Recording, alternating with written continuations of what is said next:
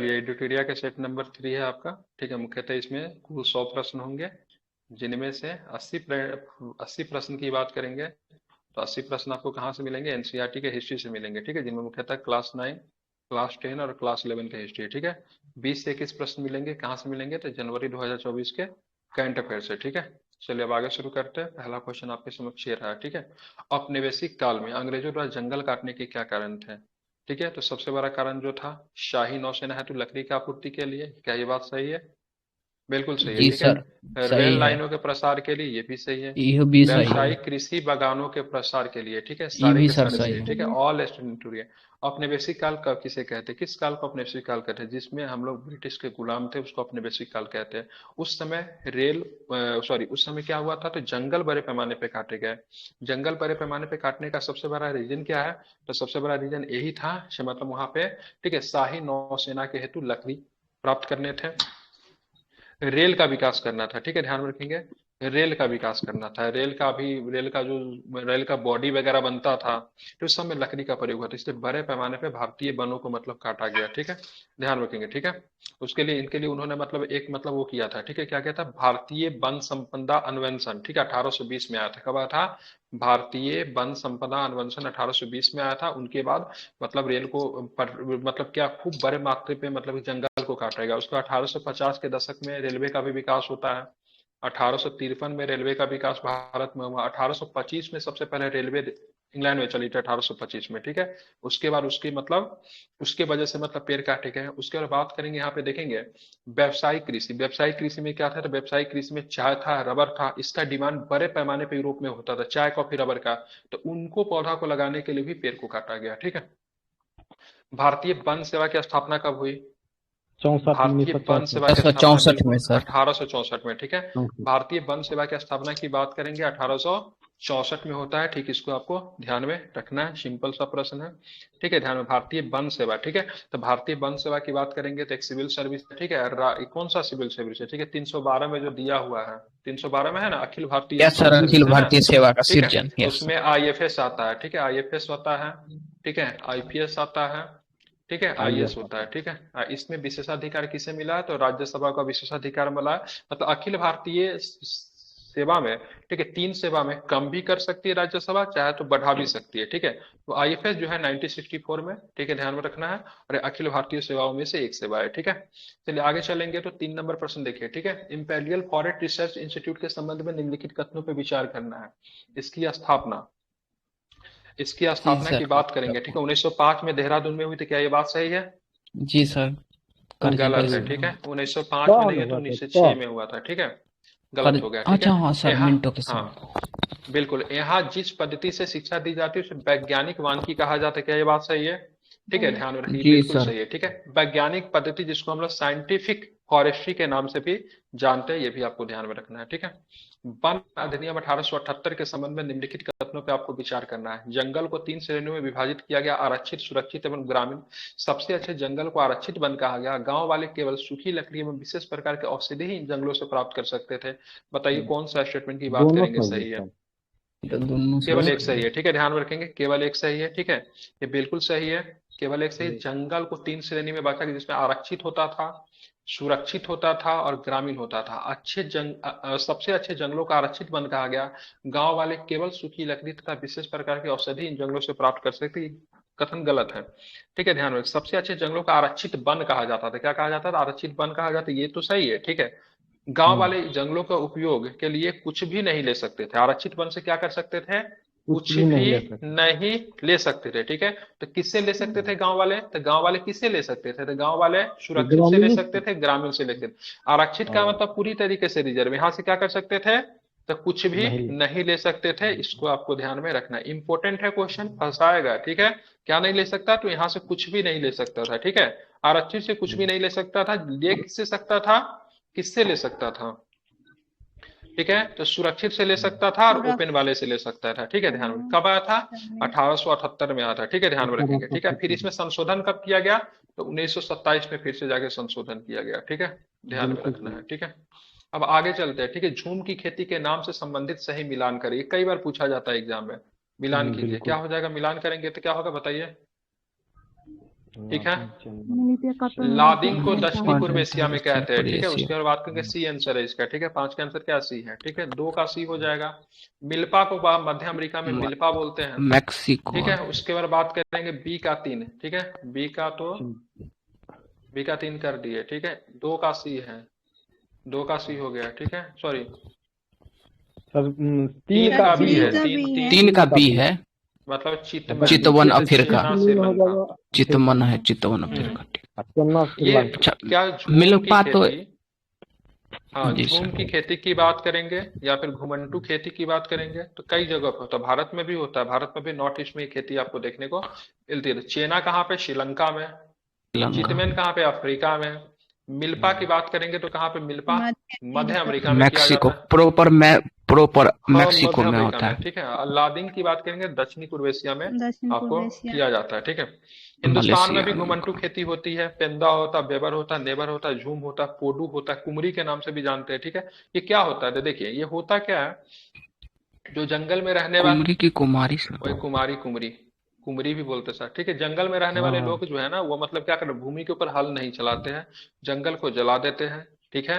और उसके राख को ऊपर फैला के उसके ऊपर खेती करते हैं, ठीक है। फिर एक कुछ समय के बाद वो जगह से फिर मतलब मूव करके किसी दूसरे स्थान पे चले जाते हैं, ठीक है। यूरोपीय वन रक्षक घुमंतू खेती के क्यों विरुद्ध थे, मतलब वो लोग घुमंतू खेती के विरुद्ध क्यों थे, रीजन क्या है घुमंतू खेती के विरुद्ध होने। घुमंतू खेती वाली जमीन इमारती लकड़ी के उत्पादन के लिए प्रतिकूल हो जाती थी, ठीक है। जंगल जलाते समय बाकी बेशकीमती पेड़ों को जलने का भी खतरा होता था। लगान वसूली की प्रशासनिक परेशानी से बचने के हेतु क्या रीजन था इसके, एक दो सारे है के क्या सारे सर? रीजन थे, इसमें ठीक है। तो ध्यान सर रखेंगे दूसरा सारे ये के है, सारे रीजन थे। 3 भी इसीलिए जो है। यूरोपियन मतलब यूरोपीय वन रक्षकों की नजर में घुमंतू खेती करने का तरीका जो था एक तरह नुकसानदेह था, ठीक है। इसलिए उन्होंने मतलब इसमें रोक लगाया। जब इन्होंने रोक लगाया तो क्या देखने को, जनजातीय आंदोलन देखने को मिला। क्या देखने को मिला, सारे के सारे जनजाति जो है ब्रिटिश नीति के मतलब क्या हो गए, खिलाफ हो गए। इसीलिए आप देखते हैं मेन रीजन ये भी एक था। चलिए आप चलेंगे, कौन सा था प्रश्न देखेंगे। 7 नंबर, अंग्रेजों द्वारा व्यापार को सरकारी नियंत्रण में लेने का क्या प्रभाव हुआ। अंग्रेजों द्वारा वन व्यापार को सरकारी नियंत्रण में लेने से क्या प्रभाव हुए, तो ध्यान में रखेंगे क्या हुआ, तो वन व्यापार की इजारेदारी यूरोपीय व्यापारिक कंपनियों को सौंप दी गई। स्थानीय लोगों द्वारा शिकार करने और पशुओं को चराने पर बंदिश लगा दी गई। कुछ घुमंटू समुदाय खदानों और बागानों में काम करने पे मतलब मजबूर हो गए, ठीक है। सारे के सारे सही है। जंगल किसका, जंगल किसका, जंगल स्थानीय लोगों का। अब वो जंगल में जा नहीं सकते थे, जंगल में पशु नहीं चरा सकते थे। इन सारे चीजों पे जब रोक लगा दिया गया तो उनके उनका क्या हो, बेरोजगार हो गए। क्या हो गए, बेरोजगार हो गए। तो कुछ घुमंटू समुदाय जो तो खदान में काम करने गए, बागान में काम करने गए, तो वहां पे भी उनसे क्या करवाएगी, तो वहां पे भी उनसे बेगारी करवाई गई, ठीक है। क्या करवाएगा, बेगारी करवाएगा, पैसे नहीं दिए जाते थे। तो इनके वजह से उनके मन में बहुत अधिक कुंठ उत्पन्न हुआ और धीरे धीरे सारे के सारे ब्रिटिश के खिलाफ हो गए। इसीलिए आप देखेंगे तो बहुत सारा मुंडा विद्रोह, हो विद्रोह, खेरो विद्रोह, तरह तरह का जनजातीय विद्रोह आपको आगे चल के देखने को मिलेगा। देवसारी या मान किसे कहा जाता है, देवासारी या फिर मान किसे कहते थे, ऑप्शन आपके सामने है, ठीक है। जनजातीय क्षेत्रों में लकड़ी के बदले लगना वाला शुल्क था, जनजातीय कृषि लकड़ी। प्रथा था, पारंपरिक पूजा थे, फिर जनजातीय क्षेत्र के विवाह की प्रथा थी, बताइए। ये सर लकड़ी के ये बदले लगने वाला जनजातीय शुल्क था। क्षेत्र में लकड़ी के बनने लगने वाला शुक्ल था, जिनको देवसारी या फिर मान कहते। कहाँ पे लगता था, छत्तीसगढ़ में बस्तर के क्षेत्र में लगता था। हाँ बस्तर जानते हैं ना, अभी तो छत्तीसगढ़ में पड़ता है, ठीक है। जी ध्यान में इसको सर। रखेंगे, वहां पे लगता था, ठीक है। मतलब क्या होता था, यदि एक गांव के लोग दूसरे गांव में जंगल से थोड़ी सी लकड़ी लेना चाहते थे, इनके बदले एक छोटा सा शुल्क अदा करना पड़ता था, जिसे देवसारी डांड या फिर मान कहा जाता था, ठीक है।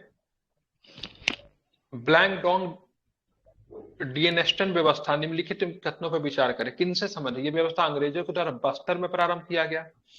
इसमें गांव वाले की लगान के मुक्ति के बदले लकड़ी के ढोने के लिए मुक्त भैंसे उपलब्ध करवाए जाते थे, क्या बताएंगे। दोनों सही है सर। हाँ बैलेंग दोनों डोंग, सही है। ठीक है। एक डिएनेस्टन और दो। व्यवस्था के संबंध में निम्नलिखित कथनों पर विचार की व्यवस्था अंग्रेजों के द्वारा शुरू प्रारंभ किया गलत है। इसमें गांव वाले को लगान मुक्ति के बदले लकड़ी ढोने के लिए मुफ्त में भैंसे उपलब्ध करवाए जाते थे, केवल 2 सही है, ठीक है। ध्यान रखेंगे। ये भारत में ये व्यवस्था कहाँ पे लाया गया था? तो भारत की तरह ही जावा में डचों ने रेल लाइनों के निर्माण के लिए वन प्रबंधन और वन सेवाओं को लागू किया। पेड़ काटने, लट्ठों को धोने और स्लीपर तैयार करने के लिए श्रम की आवश्यकता थी। डचों ने पहले तो जंगलों में लकड़ी की जमीनों पर लगान लगा दिया और बाद में कुछ गांव इस शर्त पे इसने मुक्त कर दिए कि वो सामूहिक रूप से पेड़ काटने तथा लकड़ी ढोने के लिए भैंसे उपलब्ध कराने के काम में मुक्त करेंगे। ठीक है, मतलब उन लोगों को मतलब क्या गया, ऐसे तुमको टैक्स नहीं देना है। तुम क्या करोगे, तो तुम क्या करोगे, हमें मतलब लकड़ी को ढोने में मदद करोगे, इसके लिए क्या करोगे, भैंसे उपलब्ध कराएंगे। ठीक है, इस व्यवस्था को क्या बोलते थे? ब्लैंक ब्ले डॉन प्लांटिंग। डिनेस्टन। ठीक है, ध्यान में किसके द्वारा शुरू किया? डच के द्वारा। किसके द्वारा? डच के द्वारा। ठीक है, डच कहाँ पे थे? डच भारत में नहीं टिके, बेदरा के युद्ध जावा। में डच पराजित हो जाते हैं 1759 में। ठीक है, कहाँ चले जाते हैं? तो ये चले जाते हैं इंडोनेशिया वगैरह की तरफ चले जाते हैं, जावा वगैरह द्वीप पे जाकर अपना अधिकार कर लेते हैं, उधर ही रहते हैं। ठीक है, ध्यान में रखें, तो वहां पे ये व्यवस्था थी। सरना, देवरा, कुडू, कान, राई इत्यादि क्या है? तो क्या बताएंगे, क्या है ये सब? झुमकी। क्या है? जनजातीय लोगों का पवित्र बगीचा है, जनजातीय लोगों का शिकार की पद्धति है, झूम की खेती है, क्या है? बगीचा ये है जन सर। बिल्कुल जनजातीय लोगों के लिए इन पवित्र लोगों के बगीचा है, पवित्र इसको आपको ध्यान में बगीचा। रखेंगे। सरना, देवरा, कुडू, कान, राई क्या है? तो जनजातीय लोगों के लिए क्या है? तो पवित्र बगीचा है, इसे आप ध्यान में रखेंगे। ठीक है, उसके बाद बात करेंगे, मिलाना है इसको। ठीक है, गोल्ला समुदाय के लोग क्या करते थे? गाय भैंस पालते। क्या करते थे? गोल्ला समुदाय के लोग की बात, एक का बी आंसर है। ठीक है, गाय सर भैंस जी, पालते थे। गाय भैंस ही कुर पालता था। कुरमा समुदाय के लोग क्या करते थे? तो भेड़ बकरी पालते थे। भेड़ बकरी पालते। रायका समुदाय के लोग करते, रायका समुदाय के लोग, ठीक है, राजस्थान से संबंधित है। राजस्थान से और संबंधित। ढंगर कहाँ है? तो महाराष्ट्र से संबंधित है। ठीक महाराष्ट्र है, से याद संबंधित। करेंगे इसको। फिर से रिपीट कर रहा हूँ, गोल्ला समुदाय के लोग गाय भैंस पालते थे। ठीक हम्म। है, ध्यान में रखेंगे। कुरमा समुदाय के लोग भेड़ बकरी पालते थे। रायका मिलेंगे राजस्थान में, और ढंगर मिलेंगे कहाँ पे मिलेंगे? तो महाराष्ट्र में मिलेंगे। महाराष्ट्र ठीक में। है, ध्यान में रखना है। ठीक है, जी बिल्कुल ठीक सर। है। ये समुदाय के लोग जो था ना, कुर्मा समुदाय के लिए भेड़ बकरी बेचते थे, भेड़ बकरी पालते थे और कंबल को बेचते थे, जो कि कंबल मुख्यतः हाथ से बना होता था। ठीक है, कंबल जी बेचते थे। सर। ठीक है, रायका राजस्थान में थे, ध्यान रखेंगे। तला ये मतलब शिकार के स्थान में एक जगह से दूसरी जगह निकल जाते थे, मतलब इसका आंसर क्या हुआ? बी हुआ। प्राचीन काल में भ्रमणकारियों के संबंध में निम्नलिखित कथनों पर विचार करें। व्यापारी अवसरों की तलाश में एक स्थान से दूसरे स्थान भ्रमण करते रहे। पुजारी और तीर्थ यात्रा ज्ञान और आध्यात्मिक शांति के लिए, ठीक है, दूर दूर तक यात्रा करते रहे। बताइए कौन सही है? दोनों सही। बिल्कुल दोनों सही है। ठीक है, बिल्कुल दोनों के दोनों सही है, सी नंबर ऑप्शन हो जाए। क्या था? तो व्यापारी अवसरों की तलाश करने के लिए एक स्थान से दूसरे स्थान जाते थे, बिल्कुल जाते थे। और पुजारी और तीर्थयात्री ज्ञान और आध्यात्मिक शांति के लिए दूर दूर तक यात्रा करते थे, ये भी सही है बिल्कुल, इसमें किसी भी तरह का कोई भी गलती नहीं है। ठीक है, ध्यान में रखेंगे। इसीलिए तो ज्ञान विज्ञान का चीज एक जगह से दूसरी जगह फैला। ठीक है, भारत से जो ज्ञान की चीजें जो थी यूरोप में कैसे गई? तो अरब व्यापारियों के माध्यम से गई। अरब व्यापारी का व्यापार यूरोप से होता था, भारत से हो जाते थे सीख के, अरब वासी को सिखा देते थे। भारत के लोग जी इतने सर। सीधे साधे किसी भी चीज पे क्लेम नहीं किया। ठीक है, और वही भारतीय लोगों के द्वारा ही ज्ञान विज्ञान यूरोप में गया, उन लोगों ने सब कुछ को बोला ये मेरा है तो ये मेरा है। ठीक है, हम्म। अब आगे चलेंगे। प्राचीन काल में विभिन्न यात्रियों के माध्यम से क्या क्या विभिन्न क्षेत्रों के मध्य आदान प्रदान नहीं होता था? नहीं हम्म। होता था, बताइए क्या नहीं होता था, बताइए। सर विचार और नहीं कीटाणु होता नहीं था। मालूम सर। हुनर और विचार। हम्म हमको तो लगता है कि प्राचीन सर काल में विभिन्न यात्रियों कीटाणु के वाला माध्यम तो से नहीं क्या क्या होता है। विभिन्न क्षेत्रों में आदान प्रदान नहीं होता था, बताइए। हुनर, आविष्कार। और कीटाणु वाला भी नहीं होता। सारे के सारे होते थे। ठीक है, ध्यान में, कीटाणु कैसे नहीं होता था? कीटाणु, तो महामारी बीमारी कैसे है तो फैला? फैलाएगा नहीं। महामारी फैला। ठीक है, अच्छा यूरोपियन हाँ। लोगों ने मतलब क्या क्या महामारी लेकर आया वहां से। मूल्यवान मान्यताएं जाती थी, मूल्य में मानता हुनर जाता था, विचार जाते थे, आविष्कार जाता है। ठीक है, कीटाणु एवं बीमारी जाती। जब जीरो दिया हमारे भारत ने, तब लोगों को गिनती आई। ठीक है, ध्यान रखिए जी क्या सर। हुआ? तो ये क्या थे? ये आविष्कार ही तो था। अरे सबसे पहले चीन में कागज का आविष्कार हुआ, सभी जगह फैल गया। हुनर का आविष्कार हुआ। हुनर क्या था? मानसून के समय में, ठीक है, मानसून जब आती है तो उसमें क्या होता है? क्या होता है? जहाज चलाना आसान हो जाता है। मूल्य में मान्यताएं भी तो गई, विचार तो भी तो गई, कीटाणु में बीमारी भी तो आई। कीटाणु बीमारी से लेकर शुरू में तो गलती से आया, अब बाद में जब इन लोगों को पता चला से यहाँ के लोगों में इम्यूनिटी नहीं है, तो जान कर लेके आते थे, कीटाणु को फैला देते थे। ठीक है, और ताकि वहां हम्म। के लोग लाखों की संख्या में साफ हो जाते थे, उनके पास उस द्वीप पे, उस देश पे पूरी तरीके से अधिकार कर लिया जाता। All statement true. ठीक है, सारे के सारे ट्रू है, किसी भी तरह की कोई भी गलती नहीं है। ठीक है, पश्चिमी तट जी के सर। क्षेत्र में पाई गई, ठीक है, नवी नवी शताब्दी के बाद ही, ठीक है। स्मृति शिला जो गोवा संग्रहालय में सुरक्षित है, किसके महत्व का पता चलता है? पश्चिमी तट के क्षेत्र में पाई गई 9वीं शताब्दी के बाद की स्मृति शिला जो गोवा संग्रहालय में सुरक्षित है, किसके महत्व का पता चलता है? इसका समुद्री विज्ञान का, व्यापार का। समुद्री व्यापार का। ध्यान में रखें, किसका पता चलता है? तो समुद्री व्यापार का पता चलता है। Point to be noted. Silk मार्ग के संबंध में निम्न कथनों पर विचार करें। शिल्क मार्ग केवल जमीन, ये जब भी क्वेश्चन हम करवाते हैं ना तो बोलते हैं इसको ध्यान से पढ़िएगा। यहाँ पे तो थोड़ा ठीक भी लगा, तो सिल्क मार्ग केवल जमीनी भूभाग से गुजरता था, गलत है। वहां पे लिख दिया केवल जल मार्ग से गुजरता था। शिल्क मार्ग जमीन से भी जाती दोनों थी, से होगा सर। ठीक है, दोनों जगह से जाती थी। जब एशिया यूरोप में जब प्रवेश, सॉरी, एशिया अफ्रीका से होते जब गुजरती थी तो दोनों तरह का मार्ग का प्रयोग करती थी। सिल्क रूट निकलती थी, चीन से निकलती थी, जाती थी कहाँ पे? यूरोप में जाती थी। यूरोप में कहाँ पे जाती थी? रोम में जाती थी, ठीक है, वहां पे जाके समाप्त हो जाती थी। यह मार्ग केवल चीन को एशिया के भूभाग से जोड़ता था, गलत बात है ये भी। ये भी यह गलत। मार्ग बिल्कुल। चीन को एशिया के भूभाग से जोड़ता था, अफ्रीका के भूभाग से जोड़ता था, और क्या जोड़ता था? यूरोप को कनेक्ट करता था। यह मार्ग लगभग 15वीं शताब्दी तक अस्तित्व में था। सोना चांदी जैसे कीमती धातु इस मार्ग से एशिया यूरोप की ओर पहुंचती थी। बताइए कौन सा सही? दोनों तो ऊपर को मैंने काट दिया, और क्या है? ये भी गलत है, ठीक है। सोना चांदी नहीं पहुंचता था, ये सही। इस मार्ग से क्या क्या पहुंचता था यूरोप में? इस मार्ग के तो सबसे पहले सिल्क मार्ग है, तो सिल्क तो भाई जाएगा ही, ठीक है, नो जी डाउट। सर। क्या पहुंचता था? चाय पहुंचता था। क्या पहुंचता था? सिल्क के अलावा क्या पहुंचता था? चाय पहुंचता था, कॉफी भी चला जाता था, ठीक है, ध्यान में रखेंगे। ये सारे हम्म। चीज जाती थी, ठीक है। सोना चांदी नहीं जाती थी। सोना चांदी एशिया से कभी भी यूरोप में गया ही नहीं, ठीक है। सोना चांदी यूरोप से एशिया में आता था। क्यों आता था सोना चांदी यूरोप से एशिया में? तो सोना चांदी यूरोप से एशिया में आने का सबसे बड़ा रीजन था कि हम लोग पूरी तरीके से क्या थे? संपन्न थे, ठीक है। तो हमको यूरोप वालों से व्यापार तो करना नहीं, तो हम यूरोप से क्या खरीदेंगे? हमारे यहाँ सिल्क हो रहा है, हमारे यहाँ चाय हो रहा है, हमारे यहाँ कॉफी हो रहा है, हमारे यहाँ सब कुछ हो रहा है, ठीक है। यूरोपियन लोग परेशान रहते थे, भाई साहब तो एशिया के साथ हमको व्यापार करना, उसके बदले में क्या दे? तो उसके बदला में हम लोगों ने से बोला सोना दो। सोना जब देना शुरू किया तो पता चला यूरोप का लगभग सारा सोना जो था हमारे यहाँ आ जाता था। इस बात से यूरोपियन हम्म। लोगों ने एक चीजें निकाली से भारत में ही कुछ ऐसा करेंगे, सॉरी एशिया में ही कुछ ऐसा करेंगे, और उसी चीज से मतलब क्या करेंगे? आदान प्रदान करेंगे। तो इसलिए उन्हें तंबाकू को खेती को बढ़ावा दिया, अफीम की खेती को बढ़ावा दिया। चीन में अफीम के बदले वो लोग क्या करते थे? वहां से चाय का व्यापार करते थे, इसलिए आपको अफीम युद्ध वगैरह भी आपको देखने को मिलेगा। हम लोग इतने अधिक संपन्न थे से हम लोगों ने उनसे कुछ लिया ही नहीं। इनसे सबसे बड़ा समस्या जो किससे मिला था? सबसे बड़ा समस्या किसे मिला? तो सबसे बड़ा समस्या किसको देखने को मिलता है? तो सबसे ज्यादा परेशान जो थे यूरोपियन लोग परेशान थे, क्योंकि उनकी बहुत बड़ी मात्रा में सोना चांदी वहां से क्या होती थी? निकल जाती थी, ठीक है। जी समझ रहे सर। हैं ना? क्योंकि हम लोग व्यापार के बदले क्या होता? व्यापार होता। अगर हम अमेरिका से कुछ खरीद ले तो अमेरिका भी तो हमसे कुछ खरीद रहा है ना, तो दोनों के बीच में हो रहा बिल्कुल।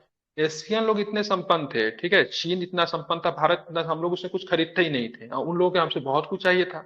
तो उसके बदले में पूरा हम्म। एशिया यूरोप का मतलब जितना पूरा यूरोप का सोना जो था भारत और चीन में आके रह जाता था, ठीक है। इसी जी वजह से सर। उन लोगों ने नए नए चाल अपनाया। चीन की एक गुफा पेंटिंग में सिल्क मार्ग को दर्शाया गया, उस गुफा का क्रमांक बताइए। देखिए कितना 217 वैलिड और होगा कितना पक्का। सही क्वेश्चन है। कितना होगा? दो सौ 217, ठीक है, सत्रह ध्यान में दो सौ रखेंगे। सत्रह 217 में ध्यान में, गुफा क्रमांक 217 है। जहाँ पे एक गुफा पेंटिंग में क्या दर्शाया गया? चीन के मतलब ध्यान में रखेंगे क्या? चीन का मतलब सिल्क पेंटिंग रूट को को। दर्शाया गया है, ठीक है। गुफा का हम्म। नाम की बात करेंगे, ठीक है। गुफा का नाम है मोंगाओ ग्राटोज। क्या नाम है? मोंगाओ। ये इतना तो नहीं पूछेगा, लेकिन चलो फिर बता देता हूँ। मोंगाओ ग्राटोज, क्या नाम है इसके गुफा का नाम? मोंगाओ ग्राटोज मंगाओ। नाम है गुफा का नाम, जो चीन के किस प्रांत में है? तो चीन के गंसू प्रांत में है। गंसू प्रांत बोलते हैं चीन में, ठीक है। प्रांत का मतलब होता है एक तरह से राज्य होता है। हमारे यहाँ राज्य है ना, वहां पे प्रांत बोलते हैं, ठीक है। हमारे यहाँ भी हम्म। प्रांत बोला जाता मुगल कालीन। मार्को पोलो का किताब का नाम बताइए, क्या नाम है? दोनों है सर। नहीं नहीं, बुक ऑफ मार्वल्स नाम है। बुक क्या ऑफ नाम है? मुर्क ऑफ, बुक ऑफ वेनिस मार्वल्स का नाम है, जो किसका कि है Marco, sir? Book of Venice इसका नहीं है। बेनिस जो है मार्को पोलो का नहीं है, ठीक है। बेनिस हम्म। पुस्तक जो है का लगता है। शेक्सपियर इसका का। बेनिस, वेनिस, बुक बेनिस ऑफ करके वेनिस। शेक्सपियर का तो कुछ तो है, लेकिन बुक ऑफ बेनिस नहीं है, ठीक है। मार्को पोलो कहाँ का यात्री था? बेनिस का यात्री था। कहाँ का यात्री था? बेनिस का वेनिस। यात्री था। वेनिस का। बेनिस दुनिया का वेनिस एक ऐसा इटली का शहर है था। जहाँ पे सड़क नहीं है। क्या नहीं है? सड़क नहीं है। सड़क नहीं है, माइक बंद कीजिए। सड़क नहीं है तो नगर कैसे बसा हुआ था? नगर जो है पानी में ही बसा हुआ है, ठीक है। पूरा शहर में मतलब आवागमन किसके द्वारा होता है? नाव के द्वारा होता है, ठीक है, ध्यान में रखेंगे। जी। तो बेनिस इटली का वेनिस तो निवासी था, सर, मार्को पोलो। हाँ इटली में ना। हाँ, ठीक है, इटली में है, ठीक है। मार्को पोलो जो था भारत में यात्रा पे आया था। जिस समय यात्रा पे आया तो उसने एक रानी की बहुत भूरी भूरी प्रशंसा की। उस रानी का नाम क्या था? रुदरमा देवी। क्या नाम था? रुदरमा देवी। रुद्रमा देवी। काकतीय वंश की थी, आई थिंक, रुदरमा देवी, ठीक है, ध्यान जी में सर। रखेंगे। सफघैती क्या होता है, ठीक है, सफेघैती, खाद सामग्री सफेघैती हो गया। लिखा हुआ है, क्या होगा तो ध्यान में रखेंगे। एक प्रकार की मतलब क्या है तो हॉर्टिकल्चर खाद्य कुछ भी हो गया। सामग्री है, ठीक है, ध्यान में रखेंगे, एक प्रकार की मतलब क्या है तो खाद्य सामग्री को क्या बोलते हैं, ठीक है। क्या होता है तो ये पास्ता होता है, उत्सर्जित। क्या होता है पास्ता, पास्ता, पास्ता का उद्गम स्थल की बात करें कहाँ पे था तो इटली। जैसे हमारे यहाँ बड़ा पाव समोसा लिट्टी फेमस है, उसी तरह इटली में क्या मिलता है पास्ता मिलता है। स्टेपल फूड कहते हैं, क्या कहते हैं इसको, मूल बोलचाल की भाषा में स्टेपल फूड बोलते हैं। स्टेपल फूड क्या होता है, किसी जगह के लोकल भोजन को स्टेपल फूड कहा जाता है। जैसे बिहार में लिट्टी चोखा, महाराष्ट्र में बड़ा पाव, जी सर। साउथ में इडली, क्या है स्टेपल फूड है, ठीक है, ध्यान रखें लोकल है, ठीक है, जिसपे लोगों का बहुत अधिक तक उनका एक तरह से निर्भरता होती है, ठीक है। तो सपघाती हम्म। क्या होता है, एक लंबा पतला ठोस बेलनाकार पास्ता है, इसका प्रारंभिक बात करें कहाँ पे तो इटली। निम्नलिखित कथनों पर विचार कर, आलू सोया मूंगफली का उद्गम भारत में हुआ, क्या ये बात सही है, गलत है, नहीं है, ठीक है, ये भारत, ठीक है, ध्यान में रखेंगे ये खाद्य पुर्तगाल में हुआ पदार्थ था ना। यूरोप एवं एशिया में नहीं। आलू हाँ पुर्तगाली बिल्कुल, के ठीक ठीक ठीक देश ठीक ठीक ठीक है, ठीक है, ध्यान में रखेंगे, मतलब मुख्यतः यूरोप से एशिया में पहुंचा, कुछ ध्यान में रखेंगे। यहाँ पे वे खाद्य पदार्थ यूरोप एवं एशिया में तब पहुंचे जब क्रिस्टोफर कोलंबस ने अमेरिका की खोज की, ये भी ठीक है, ठीक है, ध्यान में रखेंगे, ठीक हम्म। है। आलू सोया मूंगफली का उद्गम भारत में नहीं हुआ था, ये खाद्य पदार्थ भारत तब पहुंचा जो यूरोप एवं एशिया में तब पहुंचा जब क्रिस्टोफर कोलंबस ने अमेरिका की खोज की थी, ठीक है, ध्यान में रखेंगे। जी सर। कोलंबस ने अमेरिका की खोज की थी ऐसा कहते हैं, हालांकि अमेरिका भुलाया हुआ नहीं था, ठीक है, यूरोपियन चश्मा से देखना बंद कीजिए, ठीक है, ये सब झूठ बात है। अमेरिका अपने जगह पे ठीक था, इन्होंने समुद्री मार्ग ढूंढा था, ये कहना उचित होगा। अमेरिका तो अपने जगह पे था, 1492 की घटना है, ठीक है।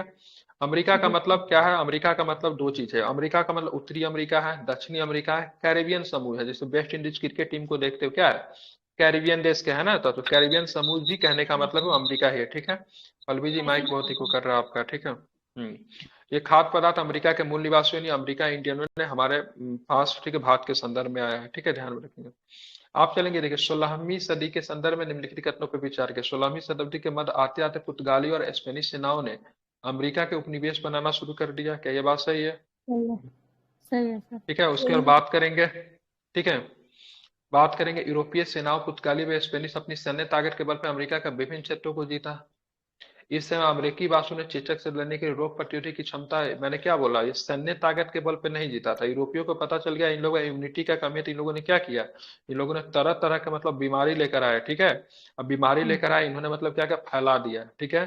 तो सैन्य ताकत के बल पे नहीं बीमारी के बल पे इन्होंने जीता था। इस समय अमेरिका वासियों का चेचक से लड़ने के लिए रोग प्रतिरोधी क्षमता विकसित नहीं हो चुका था, इसलिए सारे के सारे चेचक से ग्रस्त हो गए, और उसके बड़ी संख्या में हम्म। लोग जब ग्रस्त हुए तो उसके बाद इन लोगों ने इन पे अधिकार कर लिया, ठीक है।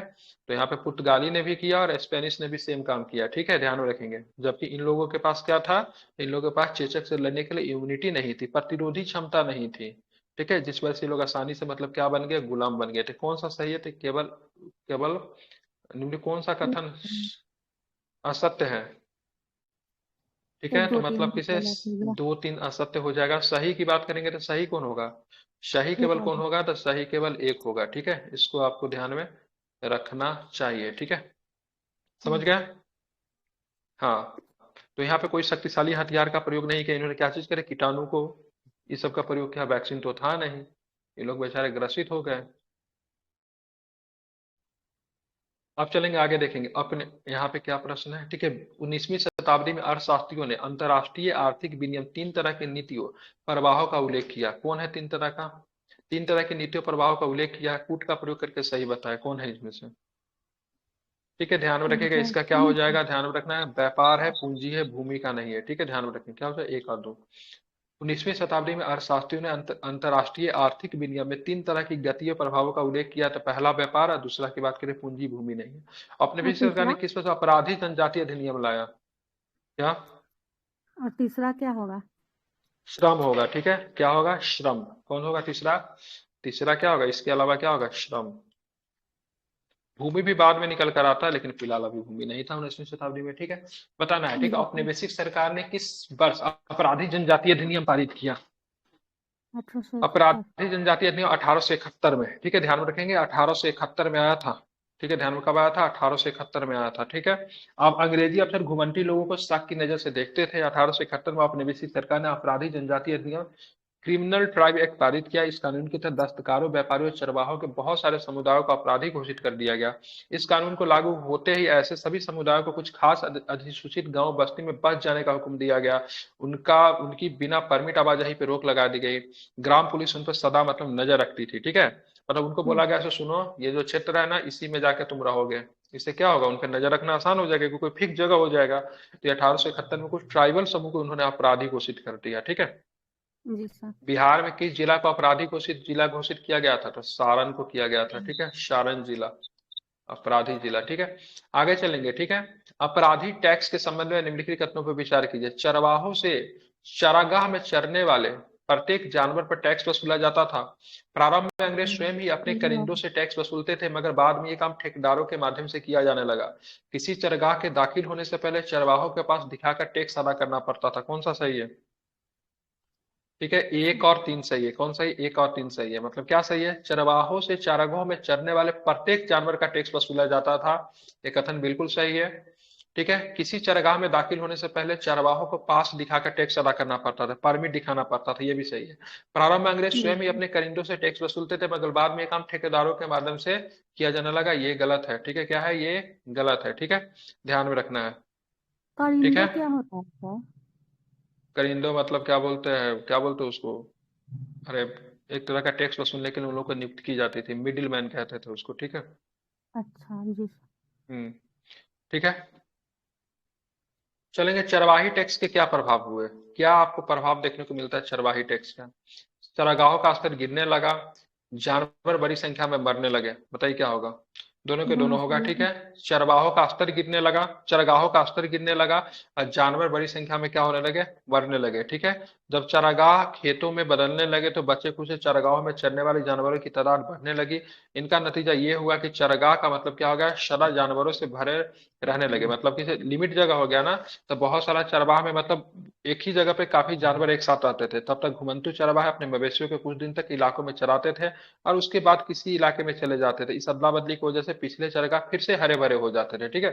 जैसे मान लीजिए चरगाह ए है, ठीक है, ये चरगाह बी है, ठीक है, ये चरगाह सी है।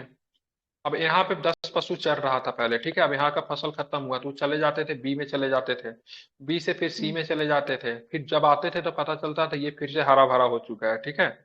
फिर जाके जी वहां पे सर। जाते थे। लेकिन नया जो सिस्टम जो लाया गया, उनके ऊपर उनका जगह जब फिक्स किया गया, तो एक ही जगह पे बहुत सारे पशु चरने लगे। इससे क्या होगा, फसल समाप्त हो गया यहाँ का चरने वाला फसल।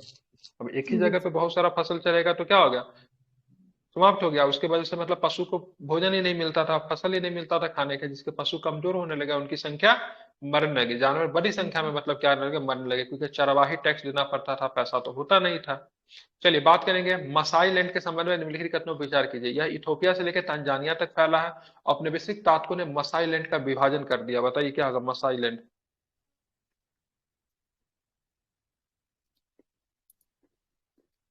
ठीक है, इसका ध्यान रखें, इसका केवल 20 सही है, पहला ऑप्शन गलत है। मसाइयों की सबसे बड़ी समस्या ये थी कि उनके चारागाह दिन प्रतिदिन सिमटने लगे। औपनिवेशिक शासन ने पहले मसाई लैंड का इलाका उत्तरी किनिया से लेके तंजानिया के घास के मैदानों तक फैला था। कहां से, किनिया से लेके, मसाई जनजाति भी होती है अफ्रीका की जनजाति, किनिया से लेके कहां तक, किनिया से लेके तंजानिया तक, किनिया से लेके कहां तक था, आवाज आ रही है, जी सर आ रही है। तंजानिया तक था, ठीक है। ध्यान में रखेंगे, ठीक है।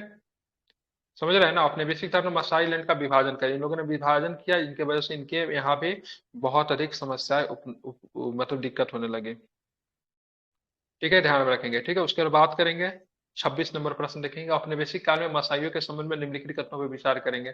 औपनिवेशिक सत्ता के हस्तक्षेप के कारण वरिष्ठ जनों और योद्धाओं की परंपरागत उम्र आधारित संस्था पूरी तरह से समाप्त हो गई। अमीर और गरीब चरागाहों के बीच भेदभाव बढ़ता गया। बताइए क्या सही है, तो दोनों इसका सही है। बात करेंगे, नहीं केवल दो सही है, 26 का केवल दो सही है, ठीक है।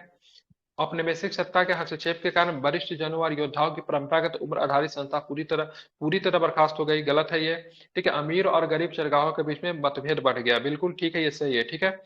मसाइयों के मामलों में देखभाल करने के लिए अंग्रेज सरकार ने कई ऐसे फैसले लिए जिनसे आने वाले सालों में बहुत गहरे असर पड़े। उन्होंने कई मसाई समूहों के मुखिया तय कर दिया और अपने अपने कबीले के सारे मामलों की जिम्मेदारी उन्हें सौंप दी। इसके बाद उन्होंने हमलों और लड़ाइयों पर पाबंदी लगा दी। इस तरह वरिष्ठ जनों और योद्धाओं दोनों की परंपरागत सत्ता बहुत कमजोर हो गई। जो चरवाहे सिर्फ अपने जानवरों के सहारे जिंदगी बसर करते थे, उनकी हालत खराब थी, अलग कर दी गई, उनके हालात अलग कर दी गई। ठीक है, उसके पास बुरे वक्त का सामना करने के लिए अक्सर साधन नहीं होते थे। ठीक है, ध्यान में रखेंगे। तो ये सारी चीजें हो रही थी। ठीक है, तो यहाँ पे पूरी तरीके से नहीं समाप्त कर दिया गया था, उनके बहुत अधिक पावर को कम कर दिया गया। ठीक है, अमीर और गरीब चरवाहों के बीच में मतलब क्या हो गया, भेदभाव बढ़ गया। ठीक है, ध्यान में रखेंगे। अब इधर चलना है, कितना नंबर प्रश्न था ये, 27 नंबर चलना है ना, 25 था ये, 26 था। ठीक है, अब चलेंगे 27 नंबर प्रश्न देखेंगे। ठीक है, देखिए बहुत सुंदर प्रश्न ये है। राष्ट्रवाद की पहली स्पष्ट अभिव्यक्ति फ्रांस की क्रांति को क्यों माना जाता है? आपको नेशन स्टेट, ठीक है, नेशन स्टेट का थ्योरी जो था फ्रांस ने दी है। क्या होता है नेशन स्टेट? क्या हमारा देश नेशन स्टेट है? कह भी सकते, नहीं भी कह सकते, क्योंकि नेशन स्टेट का मतलब क्या होता है, बहुत कुछ चीजें जो है हमें कनेक्ट करती है। जैसे नेशनल एंथम क्या है, national anthem is a part of nation state. अरे भाई साहब, राष्ट्रवाद है। आप चले जाओ साउथ में, चले जाओ, आपकी भाषा नहीं जानते आप, वहां पे किसी लोग को नहीं जानते हैं, लेकिन फिर भी राष्ट्रगान बजेगा तो समान लोग से दोनों आदमी उसको रिस्पेक्ट करेंगे ना। ये नेशन जी स्टेट का सर। हिस्सा है। लेकिन हमारा लैंग्वेज एक नहीं है, इस हिसाब से हमारा देश नेशन स्टेट नहीं कह सकते हैं। तो बहुत सारी इसमें चीजें, लेकिन बहुत सारे यूरोपियन नेशन में जाओगे तो वहाँ पे नेशन स्टेट है। पूरे ब्रिटिश में क्या 90% ज्यादा लोग अंग्रेजी बोलते हैं। एक राष्ट्रगान है, एक है। तो फ्रांस में नेशन स्टेट की जब अवधारणा हुई, वर्ल्ड हिस्ट्री का कॉन्सेप्ट है ये, वहां पे बोला गया है क्या, तो भाई साहब पूरे देश में एक भाषा बोला जाएगा, फ्रेंच बोला जाएगा, पूरे देश में एक करेंसी चलेगी, पूरे देश का एक झंडा होगा, पूरे देश का सब कुछ एक राष्ट्रगान होगा। ठीक है, नेशन जी स्टेट का सर। थ्योरी सबसे पहले फ्रेंच के द्वारा ही दिया गया। राष्ट्रवाद शब्द, ठीक है, राष्ट्रवाद शब्द फ्रेंच की देन है। ठीक है, राष्ट्र शब्द फ्रांस बना। ठीक है, हालांकि वहां पे नेशन स्टेट बनाना आसान होता है, क्योंकि फ्रांस की यूरोप में जो सबसे बड़ा देश है, 7 करोड़ देश है, 7 करोड़ की जनसंख्या वाला, इतने देश में नेशन स्टेट लागू करना कितना आसान हो सकता है। लेकिन जिसकी जनसंख्या 130 करोड़ है, इतनी अधिक डाइवर्सिटी पाई जाती है, क्या वहां पे नेशन स्टेट जैसा कॉन्सेप्ट शुरू हो सकता है? क्या नहीं हो सकता। पाकिस्तान ने कोशिश किया, क्या हुआ, पाकिस्तान ने कोशिश किया तो बांग्लादेश बना, बना ना। उसने बोला जी सर। बांग्लादेशियों पे से उर्दू लैंग्वेज को थोप दिया, जिसकी वजह से बांग्लादेश का निर्माण हुआ कि नहीं हुआ? हुआ ना। उसको हाँ बोलते हैं सर। नेशन जी स्टेट सर। बनाने की कोशिश करना। भारत ने बोला हिंदी को राष्ट्रभाषा के तौर पे अपनाएंगे। संविधान सभा में बहुत सारे लोग खड़े हो गए। बाद में बहुत सारे राष्ट्रवादी नेता को इनसे मतलब अपनी चीजों को वापस लेना पड़ा। बोले ठीक है कोई दिक्कत नहीं, तुम अपने राज्य भाषा को रखो, 14 को राज्य भाषा को देते, तुमको इसमें से चुनना है चुन लो, हाँ, लेकिन कोशिश करना हिंदी को बढ़ावा दे। ठीक है, ये भी कहा गया। तो भारत नेशन जी स्टेट है सर। भी, कुछ मामलों में है भी, इसके पक्ष में भी तर्क है, नहीं। इसमें विपक्ष में भी तर्क है, मेंस का क्वेश्चन भी बनता है। ठीक है, हालांकि फ्रेंच रेवोल्यूशन की देन है ये। ठीक है, ध्यान में रखेंगे। राष्ट्रवाद की पहली स्पष्ट अभिव्यक्ति फ्रांस की क्रांति को क्यों जाना जाता है? प्रभुसत्ता राजतंत्र से निकलकर फ्रांसीसी नागरिकों का समूह में हस्तांतरित गई। लुई 16 का शासन था। लुई 16 को बाद में फांसी दिया जाता है 91 में। और वहां पे किया क्या जाता है, प्रभुसत्ता। प्रभुसत्ता का मतलब समझ रहे हैं, संप्रभुता। ठीक है, ध्यान में रखेंगे, संप्रभुता। ठीक है, किसके हाथों में आई, जनता के हाथों में आई। ठीक है, सामूहिक पहचान की भावना विकसित हुई। सामूहिक पहचान है ना, हमारी आपकी सामूहिक पहचान है। जी सर। लैंग्वेज के आधार पे नहीं भी हो सकती हमारी आपकी सामूहिक पहचान, हो सकता है हम कुछ और भाषा बोले, आप कुछ और भाषा, लेकिन राष्ट्रगान, राष्ट्रगीत, ठीक है, हमारा झंडा, इसमें हो हमारी सकता है सरकार, सर। हमारे प्राइम मिनिस्टर, हमारे राष्ट्रपति, ठीक है, ये क्या है, एक हमारी सामूहिक पहचान है ना। जो आपका है वो भी मेरा है। जी सर। तो हमारे यहाँ बहुत सारा अंतर भी हो सकता है, बहुत सारा नहीं भी हो सकता, उसको सामूहिक पहचान कहते हैं। ठीक है, जबकि आप यूरोप में जाओगे तो क्या होगा, ज्यादातर लोगों का सामूहिक पहचान है। इंग्लैंड में कहीं भी चले, वेल्स से लेकर कहीं भी, सब जगह अंग्रेजी बोलता है। बोलता है कि नहीं बोलता है? जी सर भाषा बोलता है। उनकी एक है, हमारे यहाँ ऐसी नहीं है। नए फ्रांसीसी झंडे के कारण जिसने पुराने राष्ट्र छोड़ की जगह ले ली। ठीक है, सारे के सारे कॉन्सेप्ट सही है। ठीक है, तो जी। अब यूरोप का इतिहास जब पर हो गया, तो फ्रांसीसी क्रांति जब यूरोप की इतिहास शुरू होती है, बहुत मजेदार हम्म। चैप्टर है। ठीक है, मौका मिलेगा तो कभी पढ़ाऊंगा, हालांकि मौका कब आएगा नहीं पता है। ठीक है, हमारे यहाँ क्या है, हमारे यहाँ मदरलैंड है। क्या होता है, हमारे यहाँ मदरलैंड है। यूरोप ने बोला भाई साहब मदरलैंड का कॉन्सेप्ट नहीं होगा, फादरलैंड का कॉन्सेप्ट होगा। क्या होगा, से पहले हमारे यहाँ क्या पढ़ाई है, गई। मदरलैंड है ना। ठीक है, हमारे यहाँ मदरलैंड है। ठीक है, वहां पे क्या है, वहां पे फादरलैंड, वहां पे बोलते हैं ला, एक बोला, एक कॉन्सेप्ट है ला पैतराई। क्या बोलते हैं, ला पैतराई। ला पैतराई का मतलब क्या होता है, पितृभूमि होता है। क्या बोलता है, पितृभूमि होता है। हमारे यहाँ कौन सा भूमि है, मातृभूमि है। यूरोप में क्या होता है, पितृभूमि होता है, ठीक है, ध्यान रखेंगे। नागरिक का कॉन्सेप्ट किसने दिया? सिटीजनशिप का कॉन्सेप्ट। यूनान में नहीं जाना है, यूनान में जाएंगे तो वहां पे नागरिक का कॉन्सेप्ट अरस्तु ने बोला था, भाई साहब नागरिक वो व्यक्ति जो किसी देश के सीमा में रहता है। जो व्यक्ति किसी देश के सीमा में नहीं रहता वो व्यक्ति क्या है? पशु है, ठीक है, क्या है? पशु के साथ कंपेरिजन किया था यूनानी यूनानी लग जाएगा तो बहुत पहले चलेगा, लेकिन आधुनिक रूप से नागरिक के कॉन्सेप्ट को, सिटीजनशिप के कॉन्सेप्ट को किसने दिया? फ्रेंच के रेवोल्यूशन ने दिया। तो फ्रांस के रेवोल्यूशन से हमने भी बहुत सारे शब्दों का अपने प्रस्तावना में हूबहू उठा दिया। कौन कौन शब्द? फर्टिनिटी, भाईचारा शब्द, ठीक है, फ्रेंच रेवोल्यूशन का दिया हुआ। स्वतंत्रता शब्द को वहां पे उठाया। नेशनल एंथम का कॉन्सेप्ट आधुनिक रूप से सबसे पहले कब दिया? जहां पे वहां पे पेरिस की भीड़ जब वहां पे बढ़ी, पेरिस की तरफ बढ़ी, वहां पे मतलब जो टेनिस कोर्ट ऑफ ओथ में जब शपथ लिया जा रहा था, नया कॉन्स्टिट्यूशन बना रहा था, तो पेरिस के भीड़, पेरिस के जो वहां पे राजा के द्वारा जब नया एक संविधान बना रहे थे बुजुर्गा वर्ग के लोग, तो राजा के द्वारा जब उसमें ज्यादती किया गया तो पेरिस के फिर बहुत बड़ी संख्या में पेरिस की तरफ भरी, एक मॉब ऑफ पेरिस के नाम से जानते हैं। और वहां पे आप देखोगे तो उन सभी लोगों ने गाना गाते हुए आगे की ओर बोला। उस सॉन्ग का नाम क्या था? मार्सिले। यहाँ से क्या नेशनल एंथम का मतलब कॉन्सेप्ट बना। यही मार्सिले जो है अभी भी मतलब क्या बन गया? फ्रांस का क्या नेशनल एंथम है। इसी से नेशनल एंथम का मतलब क्या होता? जन्म होता है। आई थिंक हम फ्रांसीसी रेवोल्यूशन पे बहुत ज्यादा भूल दिए, ठीक है, आगे चलते हैं। 27 नंबर क्वेश्चन हो गया। आगे चलें। नेपोलियन की नागरिक संहिता के निम्न प्रावधान थे, ठीक है, नेपोलियन कोड। नेपोलियन जो था आपका, ध्यान में रखें, 1804 में सम्राट बनता है। जब सम्राट बनता है तो एक कोड लेकर आता है, ठीक है। भारत में भी कॉर्नवालिस कोड आया था, ठीक है, हालांकि नेपोलियन से पहले ही आ गया था। तो ये नेपोलियन कोड जो था एक लेकर आता है। नेपोलियन ने देखा से भाई साहब भारत यहाँ पे तो राष्ट्रवाद हो ही नहीं सकता है। क्यों नहीं हो सकता राष्ट्रवाद? तो क्योंकि उसने देखा से यहाँ पे फ्रांस में 17 से 18 प्रकार का टैक्स आपको यहाँ पे देखने को मिलता है, ठीक है। उसने सारे टैक्स को क्या किया? एक जगह इंक्लूड कर दिया। जीएसटी कहाँ पे आया सबसे पहले? फ्रांस में आया ना। उसकी नींव कहीं ना कहीं नेपोलियन नहीं रख दी थी। फ्रांस में बहुत सारे प्रकार के टैक्स थे, सारे टैक्स को जोड़ के मतलब क्या कर दे? एक कर दिया। मात्राएं की मात्रा बहुत जगह पे थी। कहीं पे जैसे हमारे यहाँ का मान लीजिए, जैसे कहीं पे हमारे यहाँ ग्राम में सामान मिलेगा, कहीं हमारे यहाँ मतलब किलो में सामान मिलेगा, तो उसने बहुत सारा जो वहाँ पे यूनिट वगैरह चलता था सबको उसने एक कर दिया।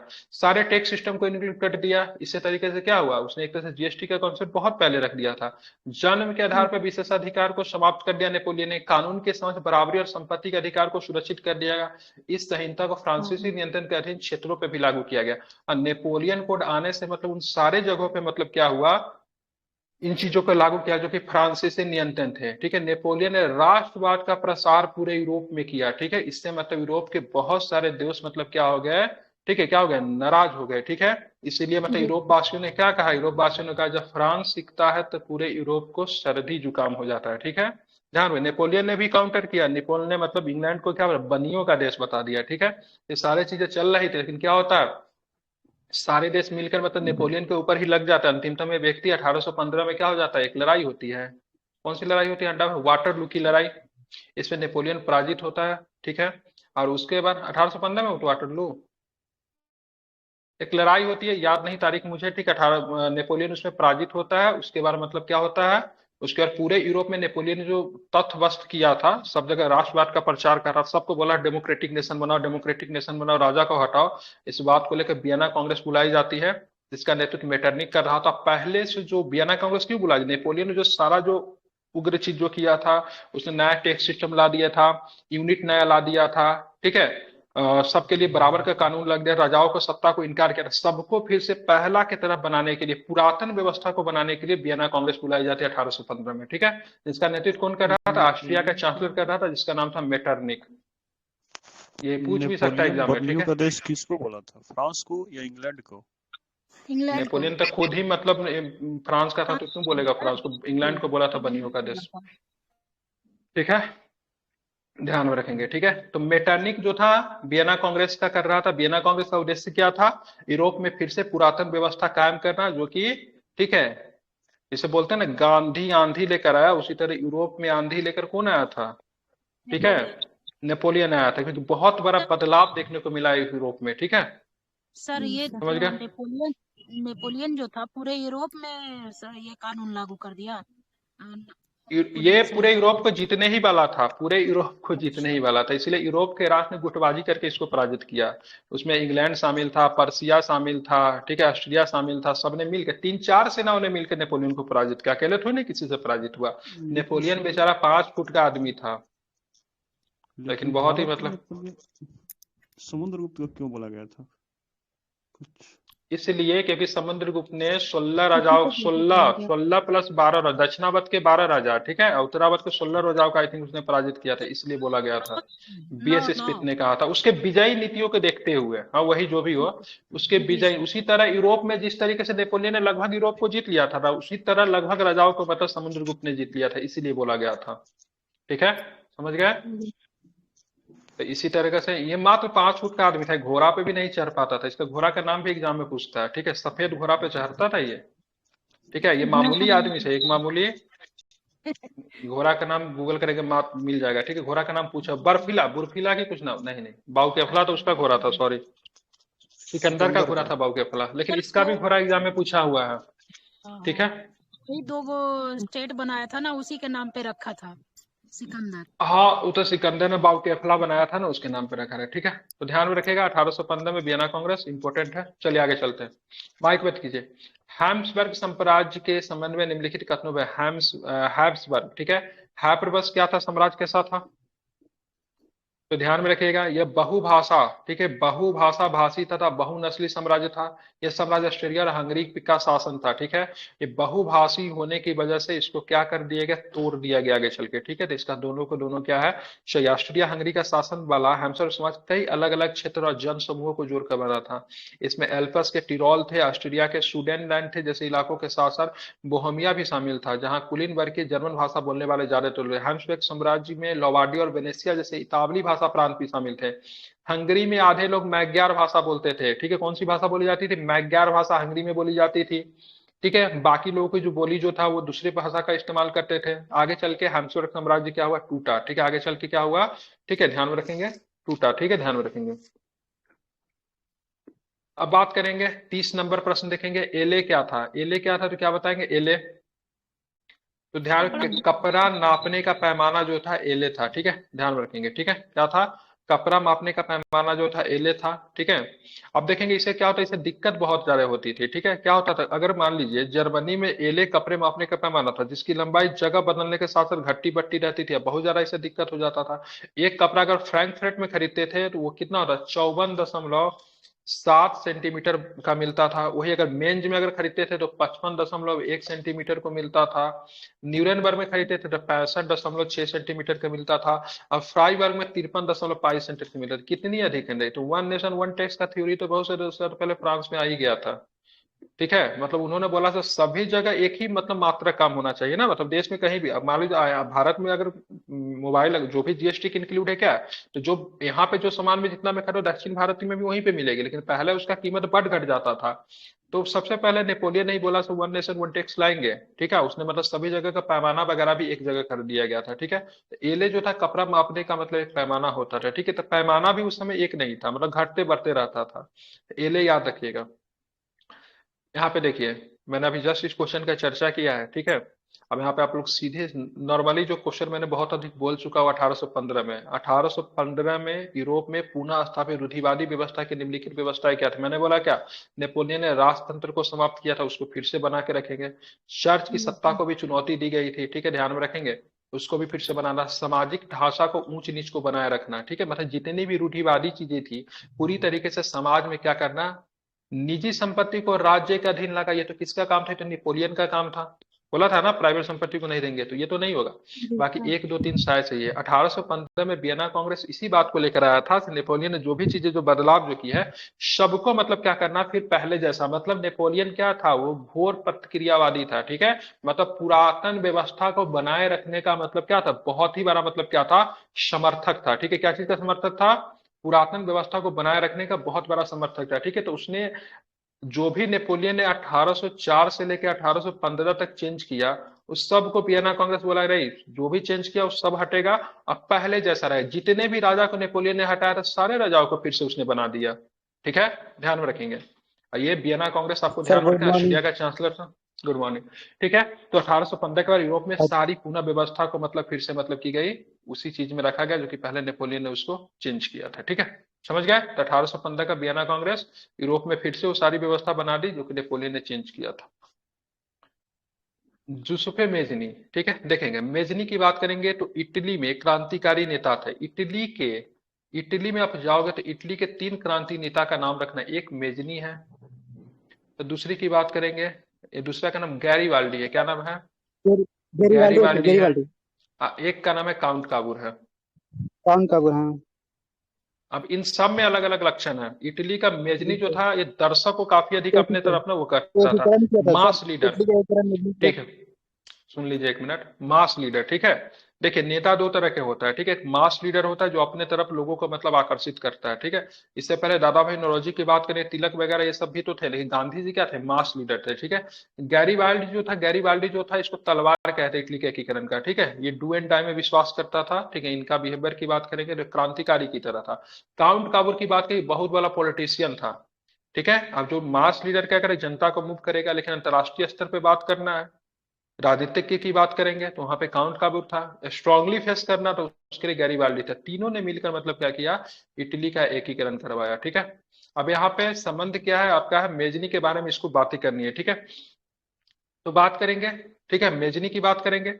यहाँ पे ध्यान में रखेंगे क्या वह कार्बोनरी, ठीक है, गुप्त संगठन था, बिल्कुल सदस्य बना। कार्बोनरी जो थी इटली में गुप्त संगठन, ठीक, उसका वो सदस्य बना, ठीक है। उसके बाद अगर बात करेंगे तो उसने 2 और भूमिगत संगठनों की स्थापना की। पहला था बर्न में यंग इटली, या दूसरा था मार्सेई में यंग इटली और यंग यूरोप उसने बनाया था। लेकिन यहाँ पे क्या है, जगह जो है गलत दे दिया है, ठीक है। क्या दिया, जगह जो है उल्टा सीधा कर दिया है, ठीक है। मार्सेई में यंग इटली था, ये मार्सेई में जो आप देख रहे हो ना, मार्सेई में उसने क्या बनाया, यंग इटली, ठीक है।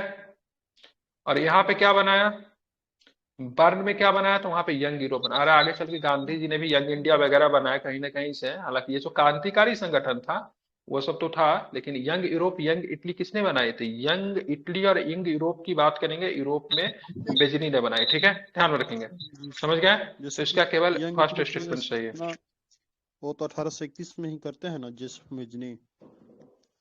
1800 कब, 31 में? हाँ सर, ये यंग इटली की स्थापना 1831 में हाँ जोसेफ ठीक है, मेजनी ही करते हैं। हाँ बिल्कुल ठीक है। वहां पे एक पुलिस भी बनाया गया था, ठीक है, वहां पे एक पुलिस भी बनाया गया था, लाल सेना, ठीक है। क्या, कौन सा सेना था? लाल सेना। लाल सेना के गठन जो था चेका, लाल सेना को चेका बोलते थे, ठीक है, चेका, ठीक है। उसका ट्रॉट्स्की गठन ना, ट्रॉस्की ट्रॉट्स्की ट्रॉस्की ना किया था ट्रॉस्की, सर। हाँ। वो है ना पुलिस जो था ना, चेका बोलते थे ना उसको, ट्रॉस्की ने किया था। मेटरनिक ने किसे हमारी सामाजिक व्यवस्था का सबसे बड़ा खतरनाक दुश्मन बनाया, ठीक है। ध्यान रखें, मेटरनिक ने किसे बनाया, तो मेटरनिक ने बोला तो मेजनी जो है ना हमारी सामाजिक व्यवस्था का सबसे बड़ा क्या है, दुश्मन है। क्योंकि मेटरनिक, मेजनी जो था ना, मतलब मास लेवल पे चेंज लाना चाहता था, बहुत ज्यादा बदलाव लाना चाहता था, ठीक है। जो भी क्रांतिकारी जो थे, जो भी चाहते थे पुरातन व्यवस्था को समाप्त करके न्यू टाइप ऑफ गवर्नमेंट वगैरह लाया जाए, राजा को समाप्त किया जाए, उस सबका मेटरनिक क्या था, बहुत बड़ा मतलब क्या था, विरोधी था। क्या था मेटरनिक, उसका बहुत बड़ा मतलब क्या था, विरोधी था, ठीक है। ध्यान में रखेंगे, ठीक है। तो मेजनी को क्या बताया था, से हमारी सामाजिक व्यवस्था का सबसे खतरनाक दुश्मन मेटरनिक ने किसे बोला था, मेजनी को बोला था, ठीक है। ध्यान रखिए, क्योंकि क्या था, मेटरनिक कैसे थे, रूढ़िवादी थे, और मेजनी के थे बदलाववादी थे, बदलाव करने में विश्वास रखते थे। तो रूढ़िवादी कभी भी बदलाव करने वाले लोगों का समर्थन करेंगे क्या, कभी नहीं करेंगे, ठीक है। चलिए अब आगे चलेंगे, प्रश्न देखेंगे कौन सा है, तो ध्यान रखें। यूनान ऑटोमान साम्राज्य से कब स्वतंत्र हो गया, ठीक है। यूनान ऑटोमान साम्राज्य से कब समाप्त मतलब स्वतंत्र हो गया, तो क्या बताएंगे, तो 1832 में। कब साम्राज्य, 1832 में।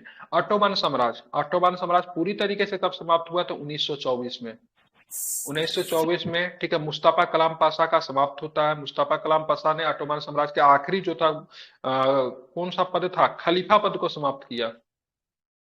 उसी के साथ ऑटोमन साम्राज्य भी मतलब क्या होगा, साम्राज्य। ऑटोमन साम्राज्य दुनिया के सबसे बड़े स्तर पे एक इस्लामिक साम्राज्य था, जो एशिया में भी था, यूरोप में भी था, अफ्रीका में भी था, बहुत बड़े स्तर पे सबसे लंबे समय तक चला, ठीक है।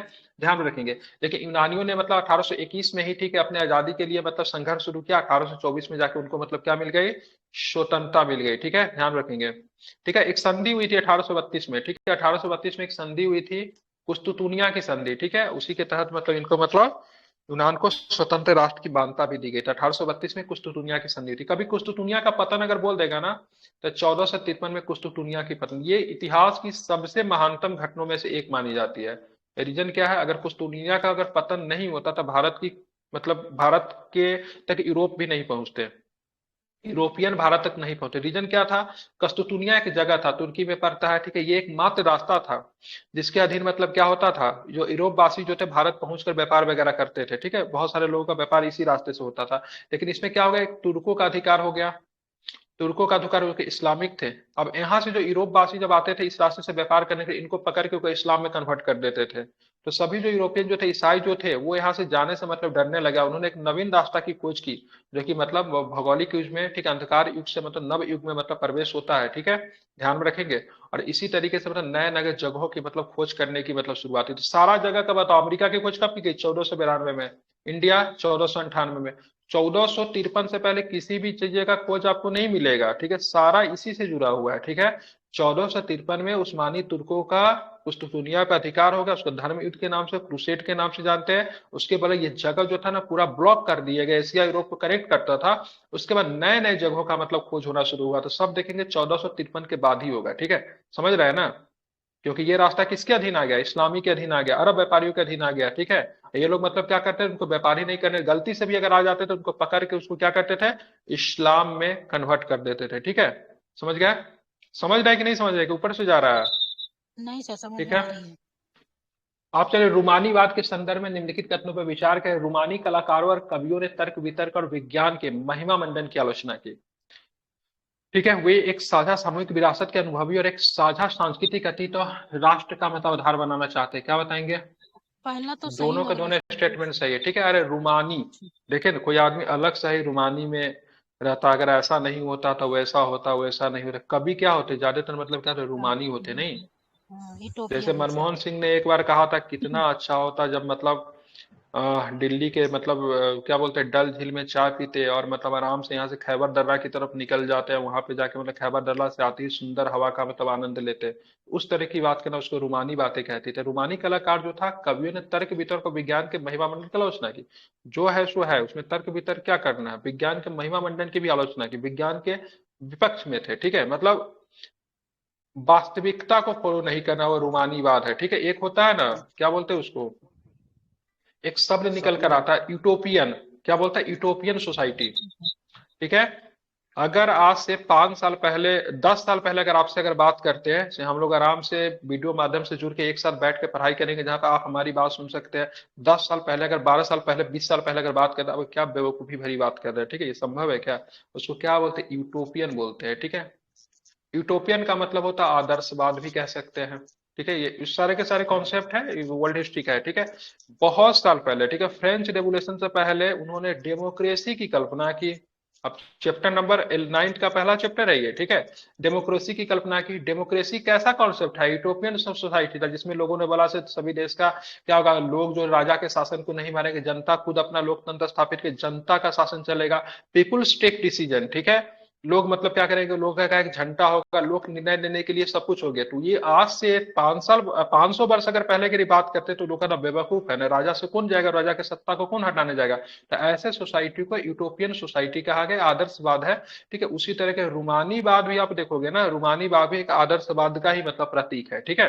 ध्यान में रखेंगे। तो यहाँ पे रूमानी कलाकारों, कवियों ने तर्क वितर्क विज्ञान की महिमा मंडन की आलोचना की, बिल्कुल रूमानी की। से मतलब सर क्या हम लोग के लैंग्वेज में ख्वाब देखना हो सकता है क्या?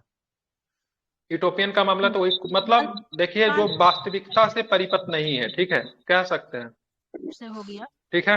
हम्म। वे साझा सामूहिक विरासत की अनुभूति और साझा सांस्कृतिक अतीत को आधार पे राष्ट्र का निर्माण चाहते थे, ये भी सही है, ठीक है। ध्यान में रखेंगे। आप चले, पोलैंड में रूस के विरुद्ध राष्ट्रवादी भावना का मुख्य स्रोत क्या था? क्या रीजन था पोलैंड में? तो सबसे बड़ा रीजन भाषा, ठीक है। क्योंकि रूस में कौन सी भाषा बोली जाती थी? अलग भाषा थी। पोलैंड की भाषा जो थी अलग थी। पोलैंड में पोलिश भाषा बोली जाती थी। पोलैंड में पोलिश भाषा बोली जाती थी। पोलिश भाषा, रूसी लोगों का अधिकार था पोलैंड पे। उन्होंने बोला पोलिश भाषा को हटाओ, और रूस के स्कूलों पे जबरदस्ती उन्होंने रूसी भाषा थोपने की कोशिश की। इसके वजह से मतलब क्या हुआ वहां पे, मतलब राष्ट्रवादी भावना का विकास हुआ, ठीक है।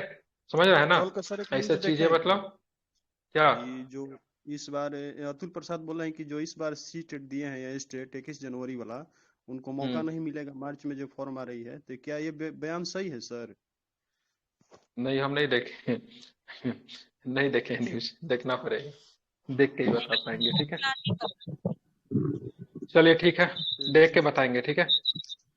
अब यहाँ पे क्या हुआ? भाषा को समाप्त करना था या रूसी भाषा को?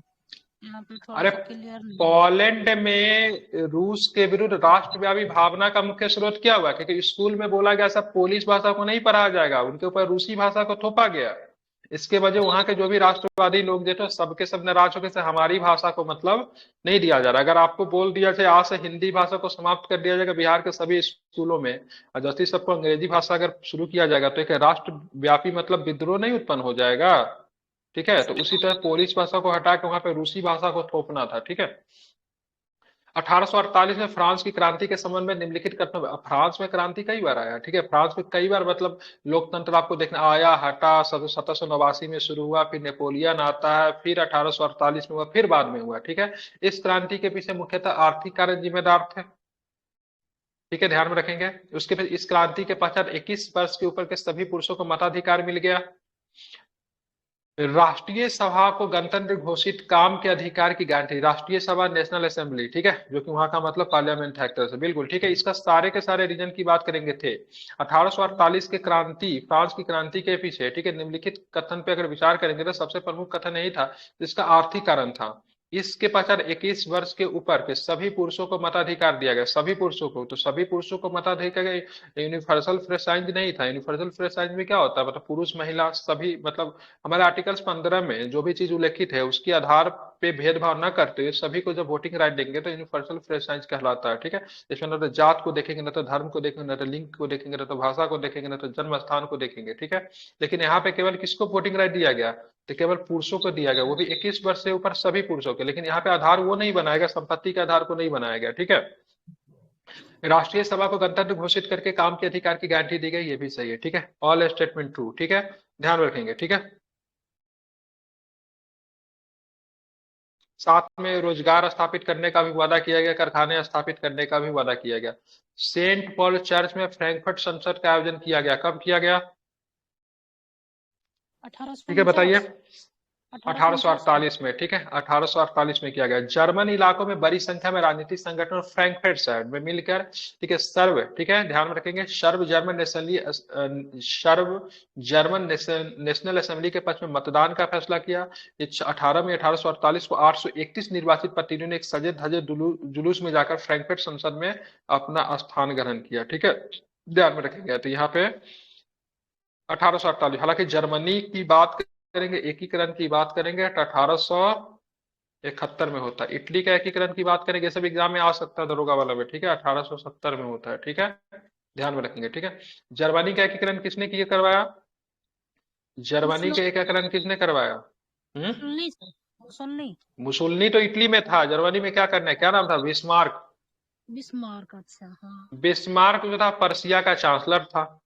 अगर पूछेगा किसके नेतृत्व में जर्मनी का एकीकरण हुआ था, पर्सिया के नेतृत्व में, पर्सिया नहीं पुर्सिया बोलते हैं, ठीक है, पर्सिया तो ईरान को बोलते हैं, ठीक है, पुर्सिया के नेतृत्व में जर्मनी का एकीकरण, उसी का चांसलर जो था कौन था, बिस्मार्क था, ठीक है, ध्यान में रखेंगे। और वहां पे नेपोलियन थर्ड की सत्ता आती है आगे चल के जर्मनी में।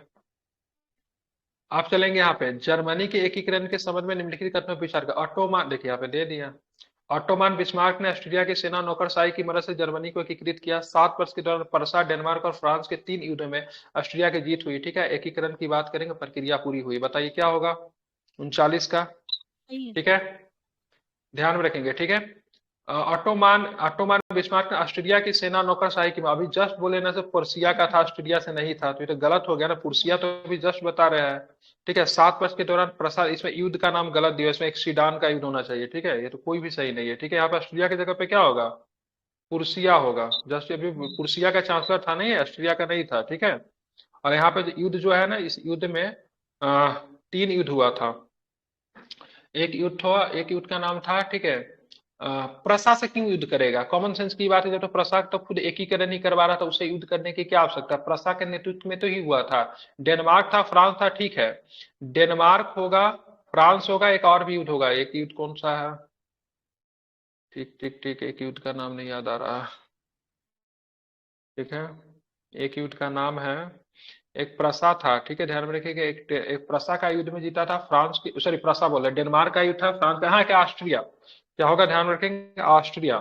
3 युद्ध किए। अगर पूछेगा कितने युद्ध किए जर्मनी के एकीकरण के लिए बिस्मार्क ने कितने युद्ध किए, 3। कितने युद्ध किए, 3 युद्ध किए। अगर पूछेगा पूछेगा जर्मनी के एकीकरण का मार्ग का सबसे बड़ा बाधा कौन था, तो सबसे बड़ा बाधा फ्रांस। ठीक है, ध्यान में रखेंगे। तो ऑस्ट्रिया को पराजित किया, डेनमार्क को पराजित किया, फ्रांस को पराजित किया, उसके बाद जर्मनी का एकीकरण हो पाया। ऑटो हॉन बिस्मार्क ने किया। ठीक है, बहुत बड़ा राजनीतिज्ञ थे। ठीक है, बहुत बड़ा पॉलिसी, इसलिए भारत का बिस्मार्क की संख्या दी गई। किन्हें दिया गया भारत का बिस्मार्क की संख्या? सरदार पटेल को। सरदार पटेल को दिया गया। ठीक है, किसके सेना में ये चांसलर थे, कहां पे chancellor, just like prime minister. ठीक है, चांसलर अभी भी यूरोप में होता है, अभी भी जर्मनी में क्या है, चांसलर ही तो है। ठीक जी है, तो सर। चांसलर होता है। ठीक है, तो ध्यान में जी। रखिएगा ऑस्ट्रेलिया के चांसलर नहीं थे, किसी प्रसा के चांसलर थे।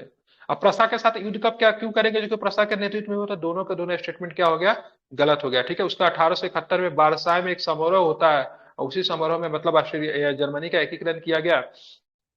यहाँ पे मतलब एक राजा नियुक्त किया गया। ठीक है, ध्यान में रखेंगे कि विलियम प्रथम को, विलियम प्रथम से बिस्मार्क के संबंध बहुत अच्छे थे, लेकिन विलियम प्रथम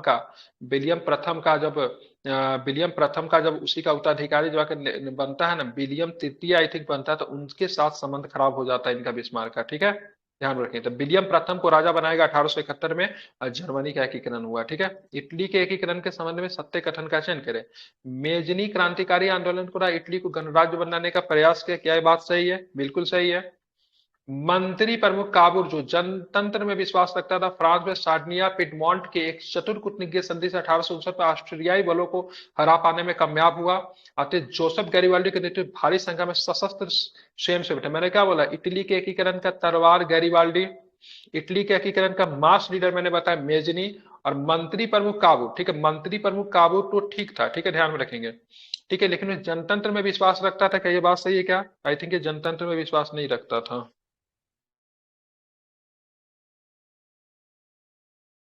ठीक है, ध्यान में रखें, जनतंत्र में विश्वास नहीं, जो क्रांतिकारी होगा जनतंत्र में क्यों विश्वास रखेगा, ये गलत है। ठीक है, ध्यान में रखेगा, ये माउंट काबूर जो था जनतंत्र में विश्वास नहीं रखता था। ठीक है, ध्यान में रखेंगे। बाकी ठीक है, एक संधि हुई, सार्डिनिया पिडमोंट की संधि हुई थी, जिसमें ऑस्ट्रिया को हराया गया था, ये 1859 में संधि होती है, बहुत इंपॉर्टेंट है। ठीक है, सार्डिनिया पिडमोंट 1859 में ऑस्ट्रिया बलों को हरा पाने में कामयाब। सार्डिनिया पिडमोंट क्या था, तो सार्डिनिया पिडमोंट इटली का राज्य था। क्या था? अरे इटली में एक सार्डिनिया था, एक पिडमोंट था, और भी 2-3 राज्य था। कहीं भी आप देखोगे तो कोई राज्य ही तो होता है ना, राज्यों को मिलाने के बाद ही तो मतलब देश का निर्माण होता है ना, समझ रहे हैं ना। तो सार्डिनिया पिडमोंट की बात करेंगे, वो स्टेट था। ठीक है, ऑस्ट्रिया को पराजित करता है, ध्यान में रखिएगा, 1859 में।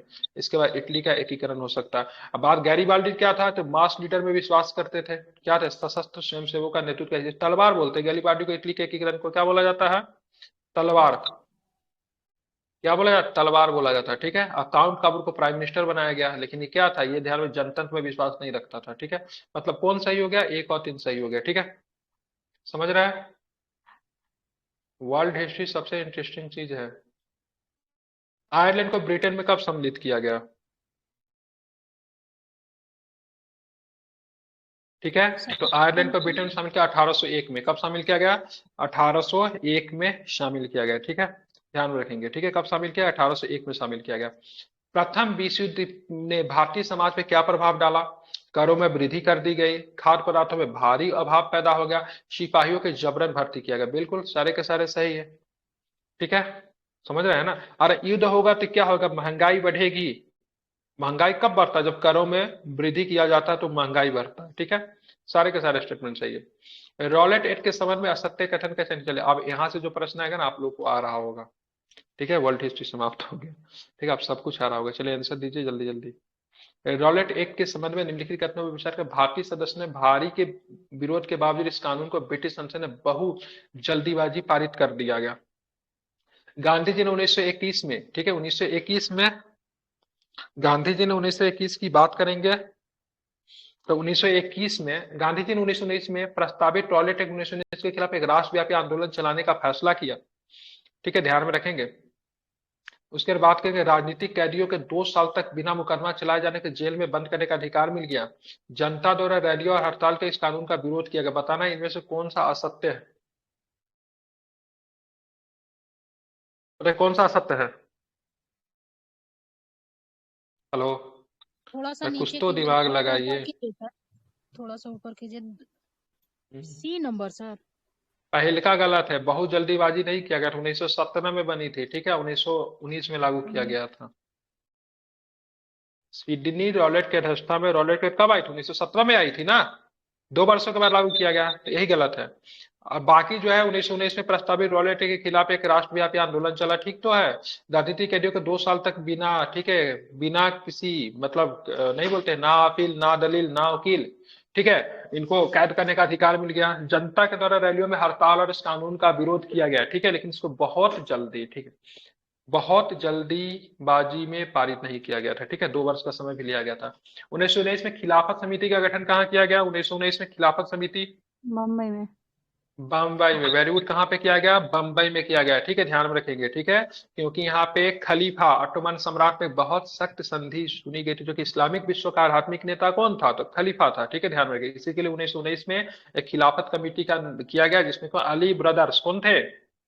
हिंद स्वराज किस पर लिखी गई, गांधी जी के द्वारा हिंद स्वराज किस पर लिखी गई, हम्म, कब लिखी गई हिंद स्वराज, 1919 अरे में। 1909 में लिखी गई, कब, 1919 में, क्या 1909, आप हाँ लोग भी, 1909 1909 को। में लिखी गई हिंद स्वराज, ठीक है, ध्यान में रखिएगा, ठीक है, कब लिखी गई, 1909 में गांधी जी ने हिंद स्वराज लिखा, ठीक है।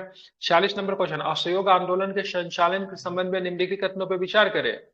आंदोलन की शुरुआत शहरी मध्य वर्ग ने की, क्या ये बात सही है, बिल्कुल ठीक है, ठीक है। सभी पार्टियों ने परिषद चुनावों का बहिष्कार कर दिया, नहीं किया था सभी पार्टी ने, ठीक है। किया था। भारतीय खादी कपड़ों के महंगे होने के गरीबों द्वारा विदेशी कपड़ों का बहिष्कार लंबे समय तक नहीं किया गया, बिल्कुल ठीक है, गरीब लोग नहीं कर सकते थे, क्योंकि जो खादी के कपड़े जो होते थे महंगे होते थे, हाथ से तैयार होता था, मेहनत लगता था, इसलिए गरीबों ने इसको झेल नहीं पाया। जबकि ब्रिटेन से आने वाले, ठीक है, जो कपड़े जो होते थे सस्ते होते थे, मशीनों से बनाया जाता था, इस लोग उनको ज्यादा प्रेफर करते थे, ठीक है, तो इसका कौन सा सही होगा, 1 और 3 सही हो गया। दूसरा क्वेश्चन कि सभी पार्टियों ने परिषदों ने बहिष्कार किया, तो सभी पार्टी और परिषदों ने बहिष्कार नहीं बनाया गया, ठीक है। जैसे मानना था जस्टिस पार्टी ने बहिष्कार नहीं किया, जो कि ब्राह्मणों के खिलाफ, ठीक है, दक्षिण भारत की गैर ब्राह्मणों के द्वारा बनी गई पार्टी थी, उसने मतलब बहिष्कार, ठीक है, ध्यान में रखे नहीं किया, ठीक है, और भी बहुत सारे पार्टी जो था उन्होंने मतलब नहीं किया, ठीक है। आप चलेंगे आगे, अवध किसान सभा के संबंध में निम्नलिखित कथनों पर विचार करना है। अब इसका गठन 1820 में किया गया था, ठीक है, ये जवाहरलाल नेहरू, ध्यान में, एक ही मात्र किसान पार्टी के सदस्य थे जवाहरलाल नेहरू, कई बार एग्जाम में पूछा भी जाता है, वो कौन सा है, ध्यान में रखेंगे, अवध किसान, ठीक है, कौन सा है, अवध किसान, ठीक है, ध्यान में रखें, क्या है, अवध किसान, ठीक है, इसको आपको ध्यान में रखना है, समझ गए। तो अवध किसान, इसको ध्यान में रखेंगे, गांधी मतलब नेहरू जी क्या थे, इसके सदस्य थे, बाबा रामचंद्र एवं कुछ अन्य लोगों के नेतृत्व में इसका गठन किया गया, ठीक है। असहयोग आंदोलन के समय कांग्रेस नेताओं ने अवध किसान संघर्ष में इन आंदोलनों में शामिल होने का प्रयास किया, ये भी सही, ऑल स्टेटमेंट करेक्ट, ठीक है। आप चलेंगे इधर, क्या प्रश्न है वो भी देखेंगे, ठीक है। हाँ, गुडेम विद्रोह के संबंध में निम्नलिखित कथनों पर विचार करें, गुडेम विद्रोह बताइए क्या सही है। ये आंध्र तो प्रदेश गुडेम आप विद्रोह की बताए बात थे। करेंगे, यह एक प्रकार का गुरिल्ला आंदोलन था, जिसका नेतृत्व अल्लूजी सीताराम राजू ने किया, बिल्कुल, जिन पे तिरपल RR फिल्म बना है, हम्म। ठीक है, ध्यान में रखिएगा। महात्मा गांधी महानतम, महाराजू महात्मा गांधी के महानतम के गुण गाते थे, बिल्कुल, महात्मा गांधी के बहुत बड़े समर्थक थे, ठीक है, ध्यान रखिए। यह विद्रोह कर्नाटक के गुडेम पहाड़ियों से प्रारंभ हुआ, नहीं, कर्नाटक के नहीं, कहाँ के, आंध्र आंध्र प्रदेश प्रदेश में। के, कहाँ से हुआ था, आंध्र प्रदेश के, ठीक है, ध्यान में रखेंगे, गुडेम पहाड़ी से प्रारंभ हुआ था, ठीक है। तो मतलब क्या है, इसका 2 और 3 जो है सही है, जबकि पहला स्टेटमेंट गलत है। गुडेम विद्रोह के संबंध में बात की, गुडेम पहाड़ी से नहीं, ठीक है, आंध्र प्रदेश के गुडेम पहाड़ी से 1920 में हुआ था, गांधी जी के समर्थक थे, हालांकि यह हिंसक आंदोलन था, ठीक है, ध्यान में रखें, बहुत में हिंसक भी था, अहिंसक भी था, ठीक है, ध्यान में रखेंगे। और इससे संबंधित कौन सा व्यक्ति थे, अल्लूरी सीताराम राजू, ठीक है। 1924 में राजू को फांसी दे दी गई थी, ठीक है, 1924 में इनको फांसी दे दिया गया, उसके बाद अपने लोगों के लिए जननायक बने रहे। स्वराज पार्टी के संबंध में असत्य कथन का चयन करें। असहयोग आंदोलन के पश्चात, ठीक है, राजनीतिक में सक्रिय होने के लिए कुछ कांग्रेस नेताओं ने कांग्रेस से पृथक करके एक अलग स्वराज पार्टी का गठन किया, ठीक है, बात करेंगे। जी सर। सिया दास और मोतीलाल नेहरू स्वराज पार्टी के, ठीक है, ध्यान में रखेंगे, स्वराज पार्टी के महत्वपूर्ण नेता था, जो कि परिषद राजनीति में वापस लौटना चाहते थे, बिल्कुल चाहते थे पॉलिटिक्स में जाए। 1919 में गवर्नमेंट ऑफ इंडिया एक्ट के तहत गठित की प्रांतीय परिषदों में चुनाव में हिस्सा लेना चाहते थे, बिल्कुल। स्वराज पार्टी के लक्ष्य परिषदों में रहते हुए ब्रिटिश नीतियों का विरोध कर रहा था, मतलब वो राजनीतिक में जाके सदन के अंदर जाकर ब्रिटिश का विरोध करना चाहती है, बात तो बिल्कुल सही, इसमें कोई दो राय नहीं है। जबकि असहयोग आंदोलन के पश्चात राजनीतिक में सक्रिय होने के लिए कुछ कांग्रेस नेताओं ने कांग्रेस से पृथक करके एक स्वराज पार्टी के असहयोग आंदोलन से कोई भी लेना देना नहीं है स्वराज पार्टी का। स्वराज पार्टी इसलिए बना क्योंकि कांग्रेस जो थी अपनी पुरातन राजनीति के ऊपर चलना चाहती थी, वो चाहती थी देश में, ठीक है, ब्रिटिश देश में मतलब रहते हुए, मतलब बिना किसी राजनीतिक में पार्टिसिपेट किए हुए, मतलब क्या करना है, ब्रिटिश के नीतियों का विरोध करना। जो स्वराजी जो थे वो क्या चाहते थे, वो चाहते थे परिषद में भाग ले, चुनाव में भाग ले, और वहां पे भाग लेके मतलब क्या करे, ब्रिटिश का विरोध करे, ठीक है। इसलिए स्वराज पार्टी बना और 1923 में बना। साइमन कमीशन के बारे में निम्नलिखित कथनों पर विचार कर ब्रिटिश की लिबरल सरकार ने सर जॉन साइमन के नेतृत्व में एक वैधानिक आयोग का गठन किया। ध्यान में रखेंगे, इसका मुख्य उद्देश्य भारत में संवैधानिक व्यवस्था की कार्यशैली का अध्ययन करना था, उनके बारे में सुझाव देना, मुख्य रूप से 1919 का मॉन्टेग्यू चेम्सफोर्ड के बारे में, ठीक है। भारत में इसके विरोध के देखते हुए वायसराय इरविन ने, ठीक है, भारत के डोमिनियन स्टेटस का ऐलान कर दिया। तो बताना है निम्नलिखित में से, निम्नलिखित कथनों पे विचार करें, कौन बताना है, सत्य कथन चुने, बताइए सत्य कथन कौन है। 2-3 सही है। वायसराय इरविन, बिल्कुल ठीक है। इरविन ने देखने हुए, इरविन ने डोमिनियन स्टेटस का ऐलान कर दिया, ठीक है, जिसको दिवाली, हालांकि इस पे बात पे रिटर्न ले, इसको दिवाली घोषणा के नाम से जानते हैं, ठीक है। बाद में इसको वापस ले लिया था, ठीक है, बोला था गलती से बोला गया, मुंह से निकल गया गलती से, ठीक है। और ये पहला जो था ब्रिटेन के लिबरल सरकार की नहीं थी, ठीक है, ध्यान में रखेंगे। कौन सी सरकार थी, लेबर पार्टी की ना। टोरी की सरकार थी, ठीक है, टोरी सरकार ने किया था। इसकी विचारधारा क्या थी, एक मिनट, ये पहला वाला गलत है, लिबरल की सरकार नहीं थी, ठीक है, ध्यान में रखेंगे। टोरी की सरकार थी, कौन, किसकी सरकार है, टोरी की, टोरी गलत है, ठीक है, ध्यान में रखेंगे। भारत में संवैधानिक व्यवस्था की कार्यशैली का अध्ययन करना था, और यहाँ पे मतलब उन्हें दिवाली घोषणा मैंने बता ही दिया, इरविन के द्वारा घोषणा किया गया था, लेकिन दिवाली का दिन था। और उसके बाद इस बात से मतलब क्या होगा, बाद में बोला था नहीं नहीं हम ऐसा नहीं बोल रहे हैं, ठीक है, क्योंकि बाद में इसका क्लास लगाया क्योंकि भारत को अभी तक किसी ने भी घोषणा नहीं किया था, तो हम क्या देंगे, डोमिनियन स्टेट देंगे, ठीक है। तो इसका 2-3 सही है, पहला गलत है। सबनीय आंदोलन में गांधी जी को, ठीक है, ध्यान में रखेंगे, वापस ले, तो गांधी जी को इरविन के साथ समझौते पे कब हस्ताक्षर किए, 5 मार्च 1931। बिल्कुल 5 मार्च 1931, ठीक है। इसको क्या दिल्ली पैक्ट के नाम से जानते हैं, आप लोग जानते ही है, दिल्ली पैक्ट के नाम से जानते हैं, ठीक है। भारा विरोधी आंदोलन के बारे में निम्नलिखित कथनों पर विचार करें। भारा विरोधी आंदोलन, यह आंदोलन छोटे किसानों द्वारा जमींदारों के पट्टे पे जमीन लेकर खेती करते थे, जमींदारों को भाड़ा चुकाने के लिए माफी के लिए प्रारंभ किए गए इस आंदोलन का नेतृत्व समाजवादी और कम्युनिस्टों ने किया। कांग्रेस ने खुलकर भारा विरोधी आंदोलन का समर्थन किया, ठीक है। तो ध्यान में रखेंगे, कांग्रेस कभी भी उस आंदोलन का समर्थन नहीं करेगा जो कि जमींदारों के खिलाफ होगा। कि कांग्रेस में बैठे हुए सारे के सारे लोग कौन है, जमींदार है, इसीलिए तो जमींदारी उन्मूलन कानून संविधान सभा में पास ही नहीं हो पाता है, ठीक है, क्योंकि ज्यादातर लोग क्या है, जमींदार ही है कांग्रेस में बैठे हुए, ठीक है। तो पहला खुलकर समझ, बोलते तो थे लेकिन धीमी धीमी आवाज से बोलते थे, ठीक है, ध्यान में रखेंगे। बाकी दोनों के दोनों सही है।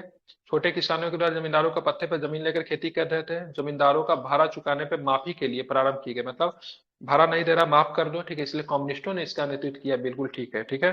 बाकी कांग्रेस ने खुलकर इसका समर्थन नहीं किया था, ठीक है, ध्यान में रखना है। हिचकिचाते रहे, रीजन क्या था, जमींदार था, रीजन क्या था, जमींदारों की नाराजगी के भय से कांग्रेस हमेशा हिचकिचाते रही, इसलिए आप तो देखेंगे आगे चल के कौन सा पार्टी बनेगा, किसान पार्टी बनेगा 1936 में, ठीक है। अब 1936 में पार्टी बने किसान पार्टी, बाद में कांग्रेस को पता चलेगा कि भाई साहब ये तो देश टूट रहा है, कि किसान हमको अपने हिमायती नहीं मानती है। क्यों नहीं मानती, क्योंकि कांग्रेस में बैठे लोग ज्यादा जमींदार थे, किसान अपने हक के लिए लड़ता था। जब किसान अपना हक के लिए लड़ेगा तो सीधा का सीधा प्रतिकूल प्रभाव किस पे पड़ेगा, सिंपल सा प्रतिकूल प्रभाव किस पे पड़ेगा, किस पे पड़ेगा, जमींदारों पे पड़ेगा, ठीक है। इसीलिए कभी भी कांग्रेस ने खुलकर मतलब किसानों के आंदोलन को समर्थन नहीं दिया, इसलिए कांग्रेस का कोई भी नेता किसान आंदोलन के सदस्य नहीं हुए थे। गलती से नेहरू जी बन गए थे किसे, अवध किसान सभा का, किसका बन गए थे, अवध किसान सभा का नेहरू जी सदस्य थे। इसीलिए बाद में जब गांधी जी के पता चलेगा ना, किसानों के हित के लिए भी मतलब बहुत कुछ करना शुरू करेंगे, ठीक है। भारतीय वाणिज्य में उद्योग परिसंघ federation of Indian chamber of commerce and industry FICCI का गठन कब किया गया, 1927 कब किया गया, 27 में। घनश्याम दास बिरला इसी के थे क्या, ठीक है, जीटी बिरला नहीं, जीडी बिरला, घनश्याम दास बिरला, बिल्कुल। और एक एक का और नाम था पुरुषोत्तम दास ठाकुर दास, दोनों ने मिलकर किया था, ठीक है। फिक्की का स्थापना 1927 में, ठीक है। घनश्याम दास बिरला, ठाकुर दास, पुरुषोत्तम दास, नहीं, पुरुषोत्तम दास ठाकुर दास, ठीक है। राष्ट्रीय आंदोलन में महिलाओं की भागीदारी से संबंधित निम्नलिखित कथनों पर विचार करें। गांधी जी के आह्वान के बाद राष्ट्रीय आंदोलन में महिलाओं की भागीदारी बढ़ी, पहला क्वेश्चन। दूसरा, गांधी जी का मानना था कि घर चलाना, चूल्हा चौका संभालना, अच्छी माँ एवं अच्छी पत्नी की भूमिका का निर्वाह करना औरत की असली कर्तव्य है, ठीक है। और कांग्रेस औरतों को महत्वपूर्ण जगह देने से सिखाती थी। बताइए कौन सा सही है? एक दो सही लग रहा है वही सर। हम्म एक दो तो है ही नहीं, पता नहीं। दो तीन असत्य कथन का चयन करें, ठीक है। उपायुक्त में से कोई भी नहीं, सारे के सारे कथन सही है, ठीक है। ध्यान रखिए, कोई भी असत्य कथन नहीं है, ठीक है। बिल्कुल। ये गांधी जी का विचार है, ठीक है। गांधी जी थोड़ा सा महिलाओं के प्रति इनकी नीति देखेंगे ना, तो थोड़ा क्या बोलते संकीर्ण हैं, है। उस तरह की थी। हाँ, संकीर्ण है इनकी नीति, ठीक है। जैसे महिलाओं के प्रति ये एंटी क्या होता है, कॉन्ट्रासेप्टिव पिल्स जो होता है, गर्भ निरोधक गोलियां जो होता है, उनके बहुत बड़े विरोधी थे, ठीक है। ध्यान में रखेंगे, ठीक है। इनके ऊपर बहुत सारा इनका खरी खोटी भी इनको सुनाया गया था, ठीक है। तो कुछ कुछ चीजों को लेकर गांधी जी का मानना था, लेकिन गांधी जी का मानना था कि घर चलाना, चूल्हा चौका संभालना, अच्छी माँ एवं अच्छी पत्नी भूमिकाओं का निर्वाह का औरत का असली कर्तव्य है, मानते थे। अरे गांधी जी तो जाति व्यवस्था को बनाए रखने के समर्थक थे, ठीक है। वर्ण आधारित जो जाति व्यवस्था, उनके बहुत बड़े समर्थक थे। वह तो बोलते थे, देखो अम्बेडकर, अगर आपको ग्रेजुएशन करना है कीजिए, आपको लॉ की पढ़ाई करना है कीजिए, कोई दिक्कत, आपको डिस्ट्रिक्ट मजिस्ट्रेट बनना है कीजिए, लेकिन सफाई की जिम्मेवारी भी तो आपकी है, वो कौन करेगा? वो भी तो आप करोगे। अम्बेडकर जी बने, हम डिस्ट्रिक्ट मजिस्ट्रेट बन जाए, लॉ की पढ़ाई कर ले, स्नातकोत्तर हो जाए, एमए पीजी कर ले, फिर भी सफाई करेंगे? हाँ, बिल्कुल, क्योंकि वो आपका जिम्मेवारी है। तो गांधी जी मतलब वर्ण व्यवस्था को जिम्मेदारी के आधार पर बांटे थे, ठीक है। तो इसलिए उनकी थोड़ी महिलाओं के लेके और वर्ण व्यवस्था के लेके उनका विचार जो था संकीर्ण था, ठीक है। गांधी का आप कभी भी देखो, गांधी का कभी भी अगर काउंटर करना हो ना, विपक्ष में तर्क देना हो, तो ये सब तर्क बनता है।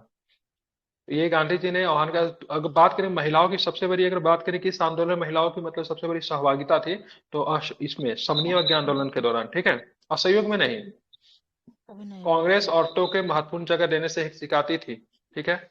ऐसा भी नहीं है, ऐसा कोई जगह नहीं है। कांग्रेस में बहुत सारे महिलाएं जो थी, बहुत महत्वपूर्ण पदों पे भी थी, ठीक है।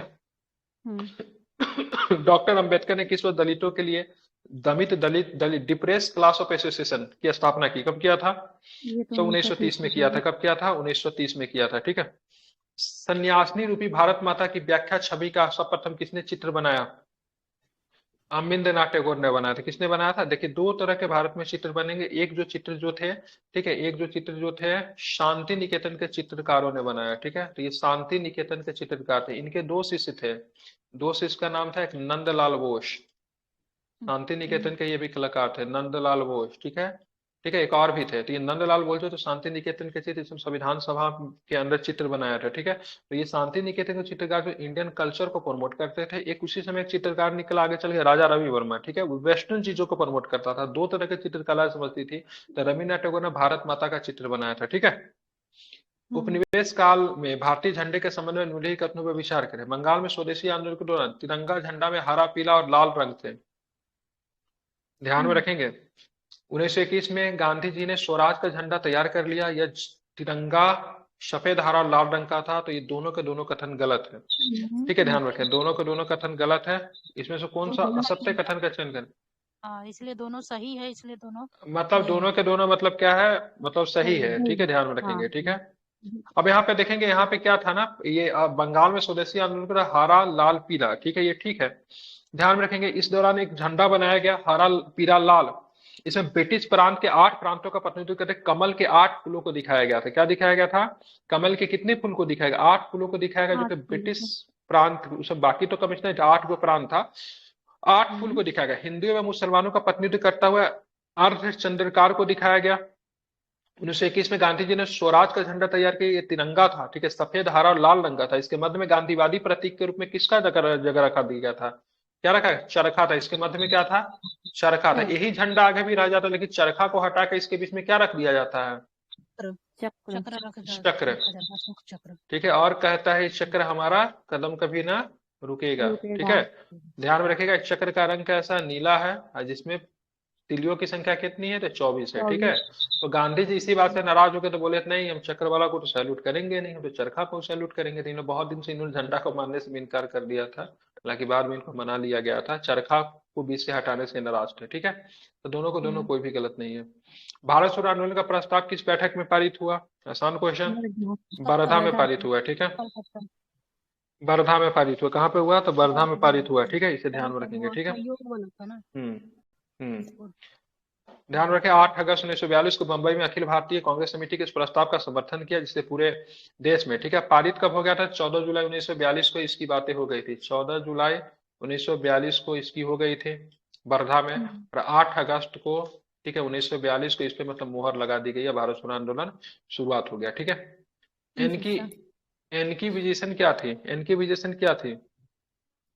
ध्यान में रखेंगे तो एक जो था ना, ये जो था ना, एक रोमन कैथोलिक संस्था थी, ठीक है। देखेंगे आप यूरोप में जाएंगे ना, तो दो तरह के रीजन मिलेगा, एक आपको कैथोलिक मिलेगा, एक आपको प्रोटेस्टेंट मिलेगा, ठीक है। और दोनों में उतना ही मतभेद है जितना कि आप देखेंगे एक शिया और सुन्नी में है, ठीक है। रोमन चर्च और यहाँ पे कैथोलिक चर्च में बहुत अधिक डिफरेंसेस आपको देखने को मिलेगा। एक रोमन कैथोलिक चर्च था, यूरोप में था, ठीक है, ध्यान में रखेंगे, ठीक है। चलिए, ये सब के बारे में कभी नहीं पढ़े। आए कभी नहीं पढ़े? वर्ल्ड हिस्ट्री पढ़े, कब से नहीं पढ़े?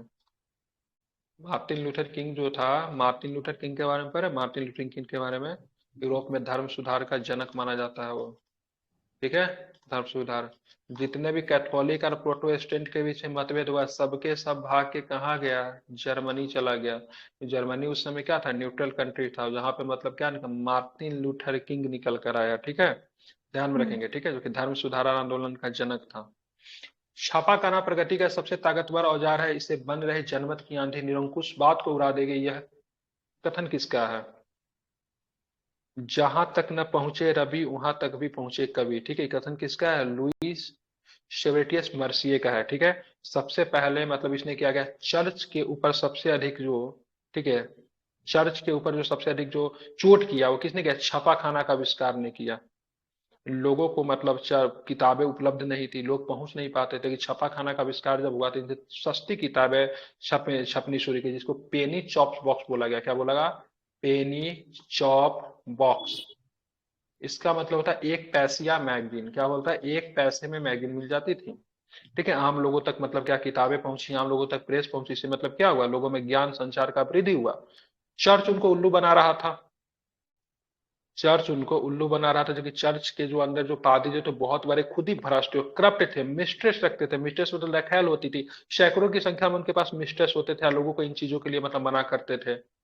लोगों से मतलब क्या पैसा लेते थे, से तुम्हारा शुद्धिकरण करवा रहे, बहुत सारी थी, ठीक है। ईसाई में इतनी बुराइयां भरी हुई ना, इतनी बुराइयां भरी है। किसी धर्म में अगर सबसे ज्यादा अगर आपको देखेंगे ना, तो बुराइयां के बाद सबसे ज्यादा देखेंगे वो चर्च में आपको देखने को मिलता है, ठीक है। बहुत ज्यादा चर्च में बुराइयां थी, ठीक है। उसके लेके धर्म सुधार आंदोलन आपको यूरोप में देखने को मिलता है। दो तरह के थे, कैथोलिक थे, एक प्रोटेस्टेंट थे। कैथोलिक वाले जो थे उसको बहुत अधिक पुराने चीजों को मानते थे। प्रोटेस्टेंट मूवमेंट को लेकर जब आया था, थोड़ा सा उसमें बदलाव आया। दोनों जो थे मतलब क्या हो गए? दोनों एक दूसरे का मतलब क्या हो गए? विरोधी मतलब हो गए, ठीक है, ध्यान में रखेंगे। प्रेस का निर्माण धातु से होने लगा, बेलनाकार प्रेस का आविष्कार हुआ, ऑफसेट प्रेस का आविष्कार हुआ, बिजली से चलने वाले प्रेस का आविष्कार हुआ। सजाइए इसको, कैसे सजाएंगे? सबसे पहले एक होगा, एक के बाद दो होगा, दो के बाद तीन होगा, तीन के बाद चार होगा। सबसे पहले प्रेस का निर्माण धातु से होने लगा, उसका बेलनाकार प्रेस का आविष्कार हुआ, उसका ऑफसेट प्रेस का आविष्कार, उसके बाद मतलब, ठीक है, ध्यान में रखें, बिजली से चलने वाली प्रेस का निर्माण हुआ, ठीक है। जब बिजली से चलने वाली प्रेस का निर्माण हुआ तो उसको क्या बोलते थे? उसको एचपी बोलते थे। क्या बोलते थे? एचपी बोलते थे। कभी कभी बोला जाए 20 एचपी। 20 एचपी का मतलब क्या? इस इंजन का पावर इतना है जितना 20 घोड़ा मतलब किसी चीज को झेल सकती, इसलिए हॉर्स पावर। हॉर्स पावर शब्द कहाँ से हुआ? इंजन से निकल गया है ना, मतलब 20 हॉर्स पावर। मतलब इस इंजन का पावर इतना है जितना मतलब 20 घोड़ा के द्वारा जो पावर जो जनरेट होगा खींचने से, वो उसका इंजन का पावर है, ठीक है। तो सबसे पहले प्रेस का निर्माण होता है धातु से, उसका बेलनाकार प्रेस का आविष्कार हुआ, ऑफसेट प्रेस का आविष्कार, उसको प्रिंटिंग प्रेस भी कहते हैं, ठीक है। उसके बाद बात करेंगे बिजली से चलने वाली प्रेस का निर्माण हुआ। सारी की सारी प्रक्रिया सतत चलने वाली प्रक्रिया है, ठीक है। इसी की तरफ प्रेस मतलब धीरे धीरे एक बहुत बड़ा महत्वपूर्ण योगदान है। अगर प्रेस ना होता तो क्या लोगों में जन क्रांति की भावना का कभी विकास होता? क्या कभी नहीं होता। अरे लोगों के माध्यम से कहने का सबसे बड़ा माध्यम क्या? प्रेस ही तो है। प्रेस ही में तो ज्ञान प्रदान किया जाता है, एक दूसरे से लोग उसको क्या करते हैं? संबोधित करते हैं, करते हैं कि नहीं करते हैं? जी ठीक है, सर। किसी बातों को कहना उसका माध्यम क्या है? प्रेस है। 1857 का क्रांति उतना बड़े स्तर पे क्यों नहीं चल पाया? क्योंकि प्रेस को बैन कर दिया, प्रेस नहीं थी। जनमानस की बात एक दूसरे से कनेक्ट नहीं कर पाए, लोगों को इन्फॉर्मेशन की कमी हो गई ना। ठीक है। हम्म। अगर फेसबुक अगर व्हाट्सएप अगर होता था 1857 की क्रांति कैसी होती, सोच सकते हैं? आग लगा दिया जाता सब जगह। नहीं, अगर फेसबुक अगर व्हाट्सएप अगर होता तो इन्फॉर्मेशन की, जी। अगर आप किसी भी अफवाह को बंद करने तो सरकार सबसे पहले क्या करती है? सोशल मीडिया को बैन कर देती है। ठीक है। जी सर। तुलसीदास की 16वीं शताब्दी में किताब रामचरितमानस का पहला मुद्रित संस्करण किस वर्ष प्रकाशित हुआ? ठीक है, ध्यान में रखिएगा, सर ये इसका पहला जो था 1810 में। 10। सर हम्म। इसका पीडीएफ डाला है क्या, ये मतलब ये टेस्ट का? क्योंकि मैं अभी मोबाइल से जुड़ी हुई थी और अभी टैब से पेड जुड़ी थी क्लास, इसमें पेड उसमें। वाला ग्रुप जो होगा उसमें इसको ओपन में जी। इसका पीडीएफ नहीं दे रहा है, संस्था के द्वारा मना किया गया है। ठीक है। अच्छा। ठीक ठीक है। है। स्त्री धर्म विचार नामक पुस्तक किसने लिखा गया? आप लोग भी कहीं पे नहीं डालेंगे किसी ओपन ग्रुप में। ठीक है, चलिए। 10 साल के द्वारा। ठीक है, किसके द्वारा किया गया, ध्यान में रखेगा। तो स्त्री धर्म विचार नामक पुस्तक किसने लिखी थी? रामचड्ढा ने। किसने लिखा? तो रामचड्ढा। किसने लिखा? रामचड्ढा ने। ठीक है, ध्यान में रखेंगे। ये किताब बहुत विवादित भी रहा था। पंजाब में 20वीं सदी के आरंभ में लोकप्रिय लोक साहित्य बड़े पैमाने पर छपा गया। रामचंद्र ने औरतों को आज्ञाकारी बीवियां बनने की सीख देने के उद्देश्य से अपनी बेस्ट सेलिंग कृति स्त्री धर्म विचार लिखी, जिसमें बोला गया औरत को क्या बनाएंगे? आज्ञाकारी नहीं पत्नी बनाएंगे। बनाएंगे। ठीक है, ध्यान में रखिए, रामचंद्र ने मतलब किताब छापी है, बेस्ट सेलिंग बुक हो गई। सोच सकते किसने खरीदा होगा। ठीक है, क्या होगा? बेस्ट सेलिंग बुक हो गई थी। ठीक है, स्त्री धर्म विचार, जिसमें पत्नियों को क्या बनाने का दिया गया? आज्ञाकारी। आज्ञाकारी बीवी। ठीक है। आप 64 नंबर, मोसोपोटामिया के लेखन कालन के संबंध में निम्नलिखित में विचार करना है। मोसोपोटामिया लोग मिट्टी के पत्रिकाओं पे लिखते थे। हाँ जी सर। उनकी अकवादी भाषा का स्थान किलाकार सुमेरियन भाषा ने ले ली। ठीक है, सुमेरियन संस्कृति में सबसे पहले लेखन कला विकसित हुई। ठीक है, पॉइंट टू बी नोटेड। ठीक है, दोनों के दोनों सही है। जी सर। किलाकार चिन्ह अंग्रेजी भाषा के स्वयं या व्यंजन की तरह होता था, जिस कारण उनकी भाषा पढ़ी जा सकती थी। ठीक है, तो बात करेंगे तो ये 64 की बात करेंगे तो आपका एक दो सही है, तीसरा गलत है। ठीक है, हम्म। यहाँ पे गलत क्या है? तो किलिकार चिन्ह अंग्रेजी भाषा के स्वर या व्यंजन की तरह जिससे उनकी आसानी पढ़ी जा सकती है, गलत दिया है, बाकी ऊपर का दोनों सही है। ठीक है, तो एक बार मैं इसको क्लियर कर दे रहा हूँ। ठीक है।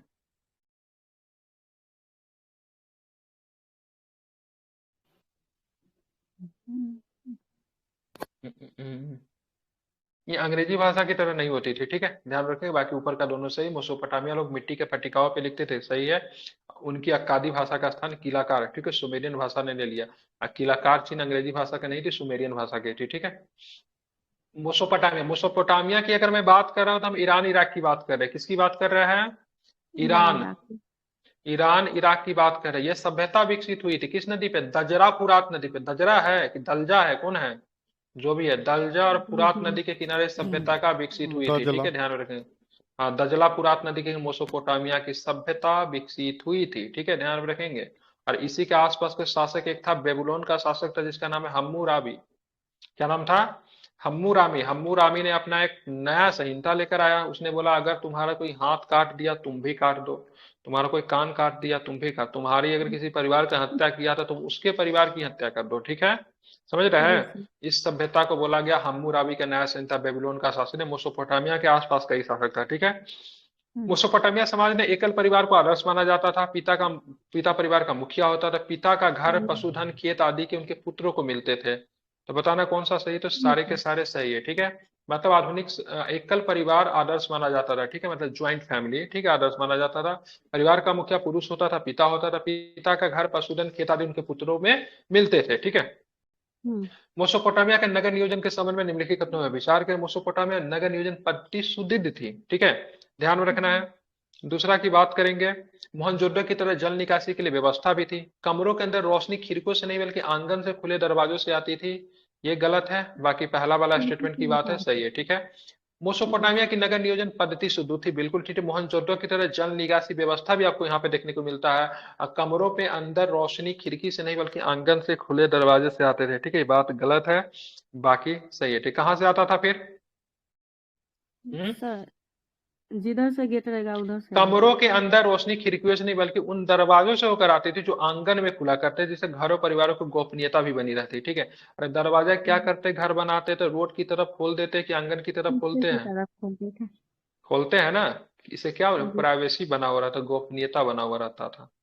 ठीक, कमरों में अंदर रोशनी खिड़की से नहीं बल्कि आंगन में खुले दरवाजे से आती थी, ये गलत है। ठीक, कमरों में अंदर रोशनी खिड़कियों से नहीं बल्कि ठीक है, बल्कि उन दरवाजों से होकर आती जो आंगन में खुला करते थे। इससे घरों की परिवारों की गोपनीयता बनी रहती थी। ठीक है, ध्यान में रखेंगे। इसका 1 2 सही लिया, 3 गलत है। ठीक है, आप किधर है, इधर चलेंगे। ये जब प्रॉपर एनसीईआरटी पढ़ेंगे ना तभी जाके सॉल्व होगा। हालांकि हम जितना हो पाएगा उतना हम समझाने की कोशिश कर रहे हैं। ठीक है, चैप्टर के थ्रू एक्सप्लेन कर रहे हैं। रोमन साम्राज्य के बारे में निम्नलिखित कथनों पर विचार करें। ठीक है, यहाँ पे एकल परिवार का चलन था। बिल्कुल, एकल परिवार जब भी हम बोलेंगे मतलब ज्वाइंट फैमिली। ठीक है, ध्यान में रखेंगे। जी ठीक है, ये अब तो बात, असत्य है ना। हाँ तो असत्य है। 3 नंबर सही है, असत्य पूछ रहा है। क्या पूछ रहा था? असत्य कथन का चयन करें। और तो 1 2 असत्य है। ये गलत है, ये गलत है ये। ठीक है, हम्म और ये वाला सही है, सॉरी। ठीक है, ये गलत है, ये सही है।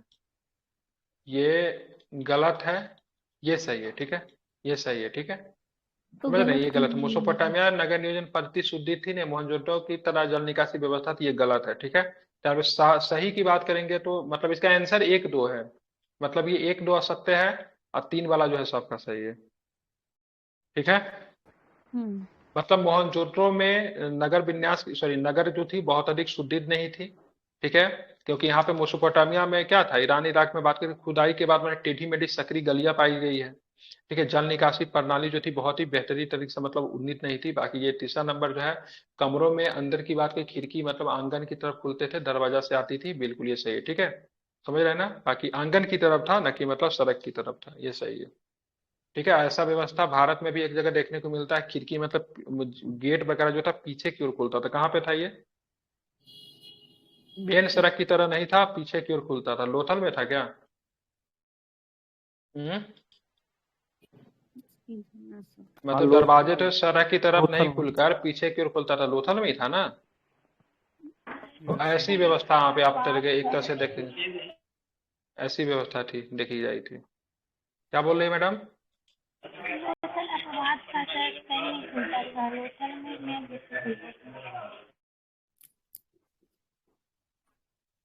अच्छा, ठीक है, लोथल में था, उल्टा हो जाता था, मतलब लोथल अपवाद में था। ठीक है, आप चलेंगे आगे, कहाँ पे हैं?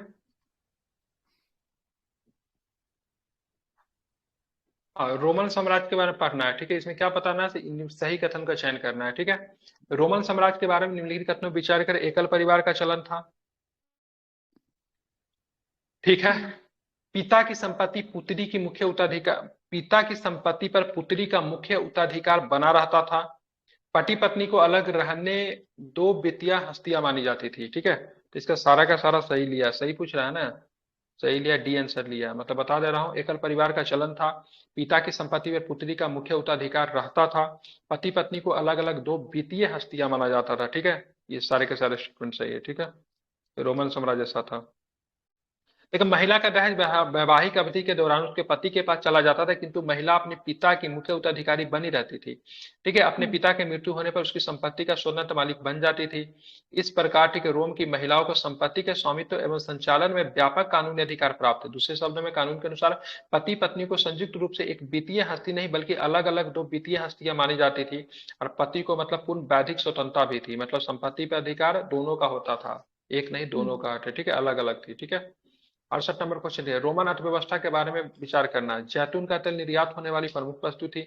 इटली की सोने और चांदी की खदानों में जल शक्ति से खुदाई की जाती थी। उस समय सुगठित वाणिज्यिक और बैंकिंग व्यवस्था का संचालन होता था। बताइए कौन सा सही है? ठीक है, इसका सही की बात करेंगे तो 1 और 3 लिया है। ठीक है, मतलब ये गलत है। इटली में सोने और चांदी की खदानों जल शक्ति से खुदाई होती थी, ये कथन गलत है। ठीक है, ध्यान में रखना, ये गलत है। क्यों गलत है? तो स्पेन की सोने और चांदी की खदानों जल शक्ति से खुदाई की जाती थी, न कि मतलब इटली का। ठीक है, ध्यान रखेंगे। ठीक है, कहाँ पे होता था? स्पेन में होता था। बाकी सारे के सारे स्टेटमेंट क्या है, सही है। ठीक है, रोमन साम्राज्य में दास प्रथा और श्रमिकों के नियंत्रण के संबंध में असत्य कथन का चयन करें। ठीक है, असत्य कथन चुनना है, बताइए क्या असत्य लग रहा है।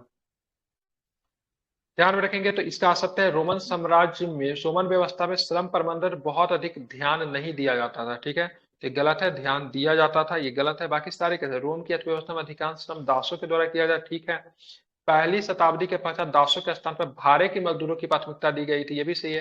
पहली शताब्दी में ग्रामीण ऋण ग्रस्ता रोमन साम्राज्य में व्याप्त थी, ठीक है, ये भी सही है। रोमन व्यवस्था में श्रम संसाधन पे बहुत अधिक ध्यान नहीं दिया जाता, ये गलत है। बाकी सारे के सारे स्टेटमेंट की बात करेंगे, सही है। मंगोलों से संबंधित यास क्या था, यास क्या होता था मंगोलों से संबंधित, बताइए। यास की बात करें, मंगोलो जनजाति के परंपरागत प्रथाओं का संकलन की बात करेंगे, उसको यास था, ठीक है। क्या होता था, मंगोलों से संबंधित यास क्या था, तो मंगोलो जनजाति की परंपरागत प्रथाओं का संकलन जो होता था वो क्या होता है, यास होता था, ठीक है, ध्यान में रखेंगे। समझ गया। मंगोल नेता का नाम क्या है, चंगेज खान था, जिसका नाम था तेमुची, ठीक है। अमेरिकी गृह युद्ध के भारत पे क्या परिणाम हुए, ठीक है। अमेरिकी युद्ध की भारत पे भारतीय बुनकरों के सामने कच्चे माल की समस्या उत्पन्न हो गई। भारतीय बुनकरों के सामने कच्चे माल की समस्या उत्पन्न हो गई। ब्रिटिश की निर्भरता भारतीय कृषि पे बढ़ गई, बिल्कुल बढ़ गई। गलत क्यों है। बढ़ गई, क्यों बढ़ गई, ठीक है, ध्यान रखिए। क्योंकि ब्रिटिश को अमेरिका से कुछ मिलने नहीं लगा, क्योंकि अमेरिका भी उस समय कृषि प्रधान था, ठीक है। और उसकी निर्भरता पूरी तरह से भारतीय जैसे उपनिवेशों पे बढ़ गई, ठीक है। अमेरिकी कब हुआ था, अमेरिकी गृह युद्ध 1860 में हुआ था, ठीक है, ध्यान रखिए। क्यों हुआ था, तो वहां पे दास के प्रश्न को लेकर मतलब हुआ था। किसका शासन काल था, तो अब्राहम लिंकन का शासन काल था, ठीक है, ध्यान रखेंगे। उत्तरी राज्य और दक्षिणी राज्य के बीच में मतलब हुआ था। दक्षिणी राज्य जो थे दास प्रथा के खिलाफ थे, उत्तरी राज्य दास व्यवस्था को बना के रखना चाहते थे, ठीक है। इसी के लेकर मतभेद हुआ, दोनों राज्यों के बीच में गृह युद्ध हुआ। उसके बाद लिंकन की हत्या भी कर दी गई गृह युद्ध के कारण ही, ठीक है। और चलेंगे आगे, चलेंगे प्रश्न संख्या 72। गिरमिटिया मजदूरों को सबसे ज्यादा कहाँ भेजा जाता था, गिरमिटिया मजदूर को तो सबसे ज्यादा कैरीबियाई देश भेजा जाता है, कैरीबियाई देश भेजा जाता है। अभी भी आप देखेंगे कैरीबियाई देश में एक क्रिकेटर बहुत पहले हुआ, राम नरेश सरवन, ठीक है, वो भारत के ही क्रिकेटर थे, भारत से ही गए थे, ठीक है। तो बहुत सारे ऐसे आप वहां पे देखे, वेस्ट इंडीज टीम में जो पहले का शिव नारायण चंद्र पॉल, ठीक है, वेस्ट इंडीज टीम को पकड़ के देखिए तो उसमें बहुत सारे क्रिकेटर वगैरह का नाम भारतीय से मिलता जुलता मिलेगा, तो कैरिबियाई देश उनको भेजा जाता था, ठीक है। 18वीं सदी के अंत में दशकों में ब्रिटेन की अर्थव्यवस्था पे सबसे संदर्भ में निम्न कथनों पर विचार करें। इस समय ब्रिटेन में आबादी तेजी से बढ़ने पर भोजन की मात्रा तीव्र गति से बढ़ी। उद्योगों के विकास की दृष्टि से उत्पादों की मांग बढ़ा दी गई। ब्रिटिश सरकार ने बड़े भूस्वामियों के दबाव में मक्का के आयात पे पाबंदी मार्शल लॉ के तहत लगा दिया है, ठीक है। बहुत सुंदर प्रश्न है, बताइए क्या होगा 73 का, ठीक है। एक आ दो केवल सही है, ठीक है। मक्का पे बात करेंगे, मार्शल लॉ नहीं लगा था, किस पे लगा था मार्शल लॉ, हम्म,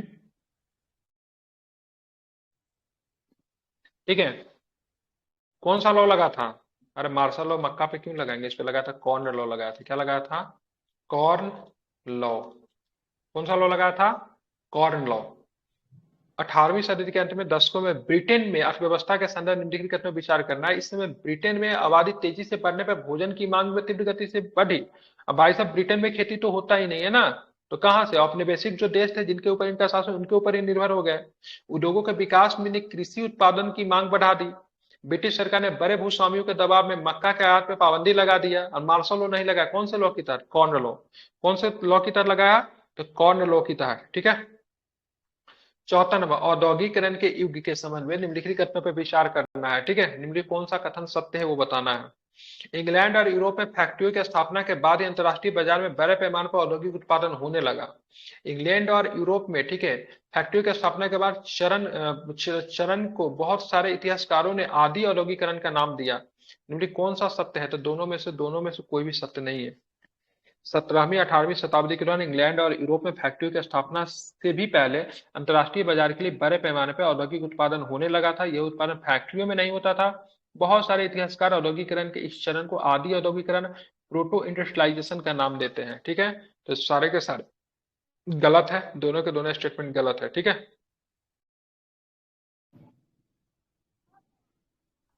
उपन्यास कौन सा कथन सच है, ना तो एक ना तो दो, एक मिनट चेक करने दीजिए, 74 का, ठीक है। इंग्लैंड और यूरोप में फैक्ट्रियों की स्थापना के बाद ही, ठीक है, बात तो नहीं होगा क्योंकि पहले ही होने लगा था। इंग्लैंड और यूरोप में फैक्ट्रियों की स्थापना के बाद के चरण में, बाद के चरण में नहीं, दोनों जगह पहले होने लगा था, ठीक है। या बाद के चरण को, बाद के चरण ने पहले के चरण को मतलब आदि औद्योगिकरण का नाम दिया है, ठीक है, बाद के चरण को नहीं, ठीक है, ध्यान में रखेंगे। औद्योगिकरण के युग में इंग्लैंड, गिल्ड क्या था, गिल्ड क्या था, गिल्ड एक प्रकार का उत्पादकों का संगठन था। क्या था, उत्पादकों को संगठन को क्या बोलते थे? गिल्ड बोलते थे। ठीक है, चलिए 76 नंबर प्रश्न देखिए, निम्नलिखित कथनों पर विचार करना है। सूती उद्योग तथा रेल निर्माण के ब्रिटेन के सबसे फलते फूलते उद्योग थे। ब्रिटेन का कपास का उद्योग 1840 के दशक में औद्योगिकरण के पहले चरण में सबसे बड़ा उद्योग बन गया। बताइए कौन सही है? सही। ठीक है, केवल 2 सही है। ठीक है, ये रेल नहीं था, सूती वस्त्र और साथ में क्या होगा? सूती वस्त्र और कपास उद्योग। क्या हो जाएगा? कपास उद्योग। सूती वस्त्र से क्या कौन सा उद्योग बने? कपास उद्योग ना। ठीक है, वो मतलब 1840 के दशक में सबसे फलता फूलता था। ठीक है, कपास उद्योग। ठीक है, बल्कि यहाँ पे क्या, रेल निर्माण नहीं। ठीक है, ध्यान में रखना। साथ में ब्रिटेन का कपास का उद्योग 1840 के दशक में औद्योगिकरण के पहले चरण में सबसे बड़ा उद्योग बन गया। ठीक है, तो 2 वाला आपको सही है। 19वीं सदी के मध्य में यूरोप के संदर्भ में निम्नलिखित कथनों पर विचार करें। इस समय लगभग 10% शहरी आबादी निहायत गरीब थी। 1830 के दशक में आई आर्थिक मंदी जैसे दौरों में बेरोजगारों की संख्या विभिन्न क्षेत्रों में 10 से 20% बढ़ गई। बेरोजगारी का मुख्य कारण उन उद्योगों में स्पिनिंग जेनिंग का इस्तेमाल था। बताइए क्या सही है? इसमें बात करेंगे। ठीक है, 1 और 3 से नहीं। स्पिनिंग जेनिंग क्या था? तो इस सूत को काटने के लिए एक प्रकार का मशीन प्रयोग होता था जो कि काफी कम समय में बहुत बड़ी मात्रा में सूत को काट देता था। तो इससे बहुत सारे लोग जो थे उसमें जो काम करने वाला था उन्होंने मतलब क्या किया, वो बेरोजगार हो गए। खासकर महिलाएं जो थी सूत कटाई के काम में लगी हुई थी स्पिनिंग जेनिंग पे, महिलाएं बहुत अधिक बेरोजगार हो गई। उसके बाद महिलाओं ने स्पिनिंग जेनिंग पे हमला कर दिया, मतलब फैक्ट्री में जाती थी स्पिनिंग जेनिंग को तोड़ देती थी। अरे मशीन आने से कौन बेरोजगार होगा? ठीक है, इंसान ही तो बेरोजगार होगा ना। एक मशीन 500 लोगों का काम कर देता, अगर मशीन अगर ना रहे तो काम हाथों से होगा, धीरे तो होगा, लेकिन क्या होगा, इंसानों को जॉब तो मिलेगा। 1830 के दशक में आई आर्थिक मंदी, ठीक है, जैसे दौर में बेरोजगारों की संख्या 10 से 20% बढ़ गई। ठीक है, ये कथन गलत है। ठीक है, यहाँ पे 35 से 75% पे पहुंच गई थी। ठीक है, 35 से 75% तक बेरोजगारी पहुंच गई थी। 35 से लेके बड़ी संख्या में लोग जो थे बेरोजगार हो गए। ठीक है, क्योंकि लोग सारे के सारे मतलब क्या थे, सारे के सारे मतलब हाथ से काम करते थे, सभी को काम मिला हुआ था। सडन मशीन आया, तो सडन मशीन आया तो क्या उनका काम तो क्या मशीनों ने ले लिया, तो उनका कहानी क्या हो गया, समाप्त हो गया ना।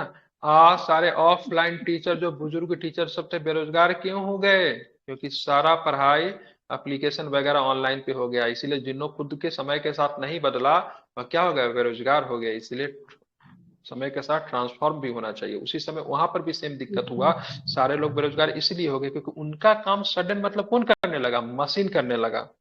समझ रहे हैं ना, इसलिए जी क्या हो सर। गया, बेरोजगार हो गए। ठीक है, अब आदमी धीरे धीरे काम करता था। ठीक है, औद्योगिकरण की दर धीमी थी, प्रोडक्शन धीमा होता था, स्पीड कम था। लेकिन जैसे ही मशीन ने बहुत तेजी से करने लगा, बहुत अधिक प्रॉफिट बना कर गया। इससे मतलब क्या होगा, चीजें काफी मतलब बदल गई। लोग जो थे जिनको काम मिला हुआ था उन फैक्ट्री में काम करने पे मशीन जब आया तो लोग मतलब क्या हो गया, बेरोजगार हो गया। बेरोजगारों की दर कितनी पहुंच गई, 35 से लेकर 75% तक लोग मतलब बेरोजगार हो गए। महिलाओं पे भी बहुत ज्यादा असर पड़ा, क्योंकि कपास उद्योग में जो हाथों से जो कटाई बुनाई के काम महिलाएं करती थी, स्पिनिंग जेनिंग आने पे धाए धाए धाए धाए कपास को अलग कर देता था। ठीक है, इससे महिलाएं भी बेरोजगार हो गई। औपनिवेशिक औद्योगिकरण के अंतर्गत भारतीय बाजार के संदर्भ में निम्न कथनों पर विचार करें।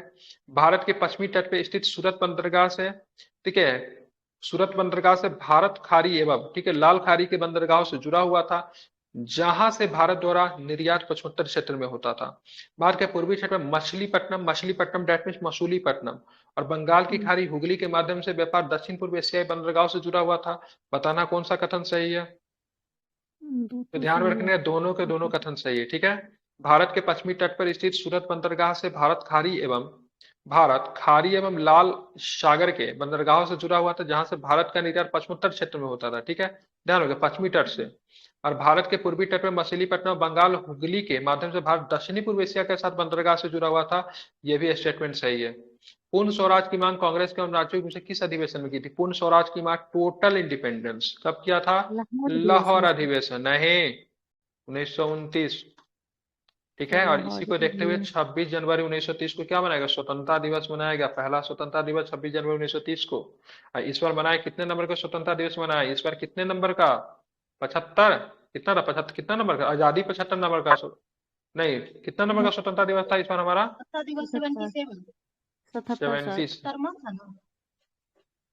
77वां गणतंत्र दिवस होगा, 75वां गणतंत्र हो जाएगा, 77वां स्वतंत्रता हो जाएगा, 2 वर्ष का अंतर है। ब्रेटन वुड्स समझौता कब हुआ? ठीक है, आसान प्रश्न है, जिसमें विश्व बैंक बना, वर्ल्ड बैंक बना, IMF बना, कब बना? 40 में हुआ था, यही पढ़ते हैं। ठीक है, 1944 में। पैतालीस 44 में ठीक है। पैतालीस अरे 44 में हुआ था समझौता, पहले बैंक न बना समझौता 1945 पे है में, हाँ। समझौता पूछ रहा है। ठीक है। जी जी सर। भाई अगर पूछेगा कहाँ पे हुआ तो एक शहर है, ठीक है, बेटन वुड्स समझौता के बाद का न्यू हैम्पशायर, ये भी पूछ सकता है। ठीक है, न्यू हैम्पशायर में हुआ था। ठीक है। ठीक है। न्यू हैम्पशायर के बेटन वुड्स नामक स्थान पे, ठीक है, शहर की बात करें क्या हो जाएगा, न्यू हैम्पशायर है, वहां पे एक स्थान था ब्रेटन वुड्स, वहां पे हुआ था। चलिए आप 20 क्वेश्चन जो होंगे करंट के रहेंगे। वैश्विक अच्छे लिंक समानता और वैश्विक अच्छे लिंक समानता और समानता के गठबंधन के संदर्भ में निम्नलिखित कथनों पर विचार कीजिए। इसे भारत ने लॉन्च किया है। गठबंधन वैश्विक में सर्वोत्तम प्रथाओं को अपनाने, ज्ञान साझा करने, महिलाओं की स्वास्थ्य शिक्षा और उद्यमों का निवेश करने पर जोर देता है। विश्व आर्थिक मंच गठबंधन का नेटवर्क का भागीदार है। बात के कौन सही है तो इसका डी सही है। ठीक है, तीनों के तीनों सही है। मत्स्य पालन समिति निम्नलिखित में से किस अंतर्राष्ट्रीय संगठन के सहायता के संस्था के रूप में काम करता है, तो क्या बताएंगे। ठीक है, तो FAO, FAO खाद्य की बात है रही है। ठीक है, ध्यान रखिए FAO क्या होगा, FAO का फुल फॉर्म क्या होगा। Food and agriculture organisation. ठीक है, ध्यान रखेंगे। तो यहाँ पे मत्स्य पालन निम्नलिखित में से किस अंतर्राष्ट्रीय संगठन की संस्था के रूप में काम कर, FAO। यहाँ पे देखेंगे बोइंग सुकन्या कार्यक्रम मुख्य रूप से भारतीय एरोस्पेस क्षेत्र में, ठीक है, कौशल विकास और रोजगार क्षमता को बढ़ाने के लिए केंद्रित है बोइंग। ठीक है, ध्यान रखिएगा। बोइंग सुकन्या कार्यक्रम का उद्देश्य बोइंग और भारतीय एरोस्पेस कंपनियों को संयुक्त उद्यम स्थापित करना है। क्या सही है, तो केवल सही है। भाई सुकन्या की बात हो रही है तो क्या इसमें उद्यम कहाँ से आ गया। ठीक है, तो बोइंग सुकन्या कार्यक्रम मुख्य रूप से भारतीय एरोस्पेस क्षेत्र में कौशल विकास और रोजगार क्षमता को बढ़ाने के लिए, केवल एक सही है। ठीक है, उद्यमिता का बात नहीं है इसमें। ठीक है,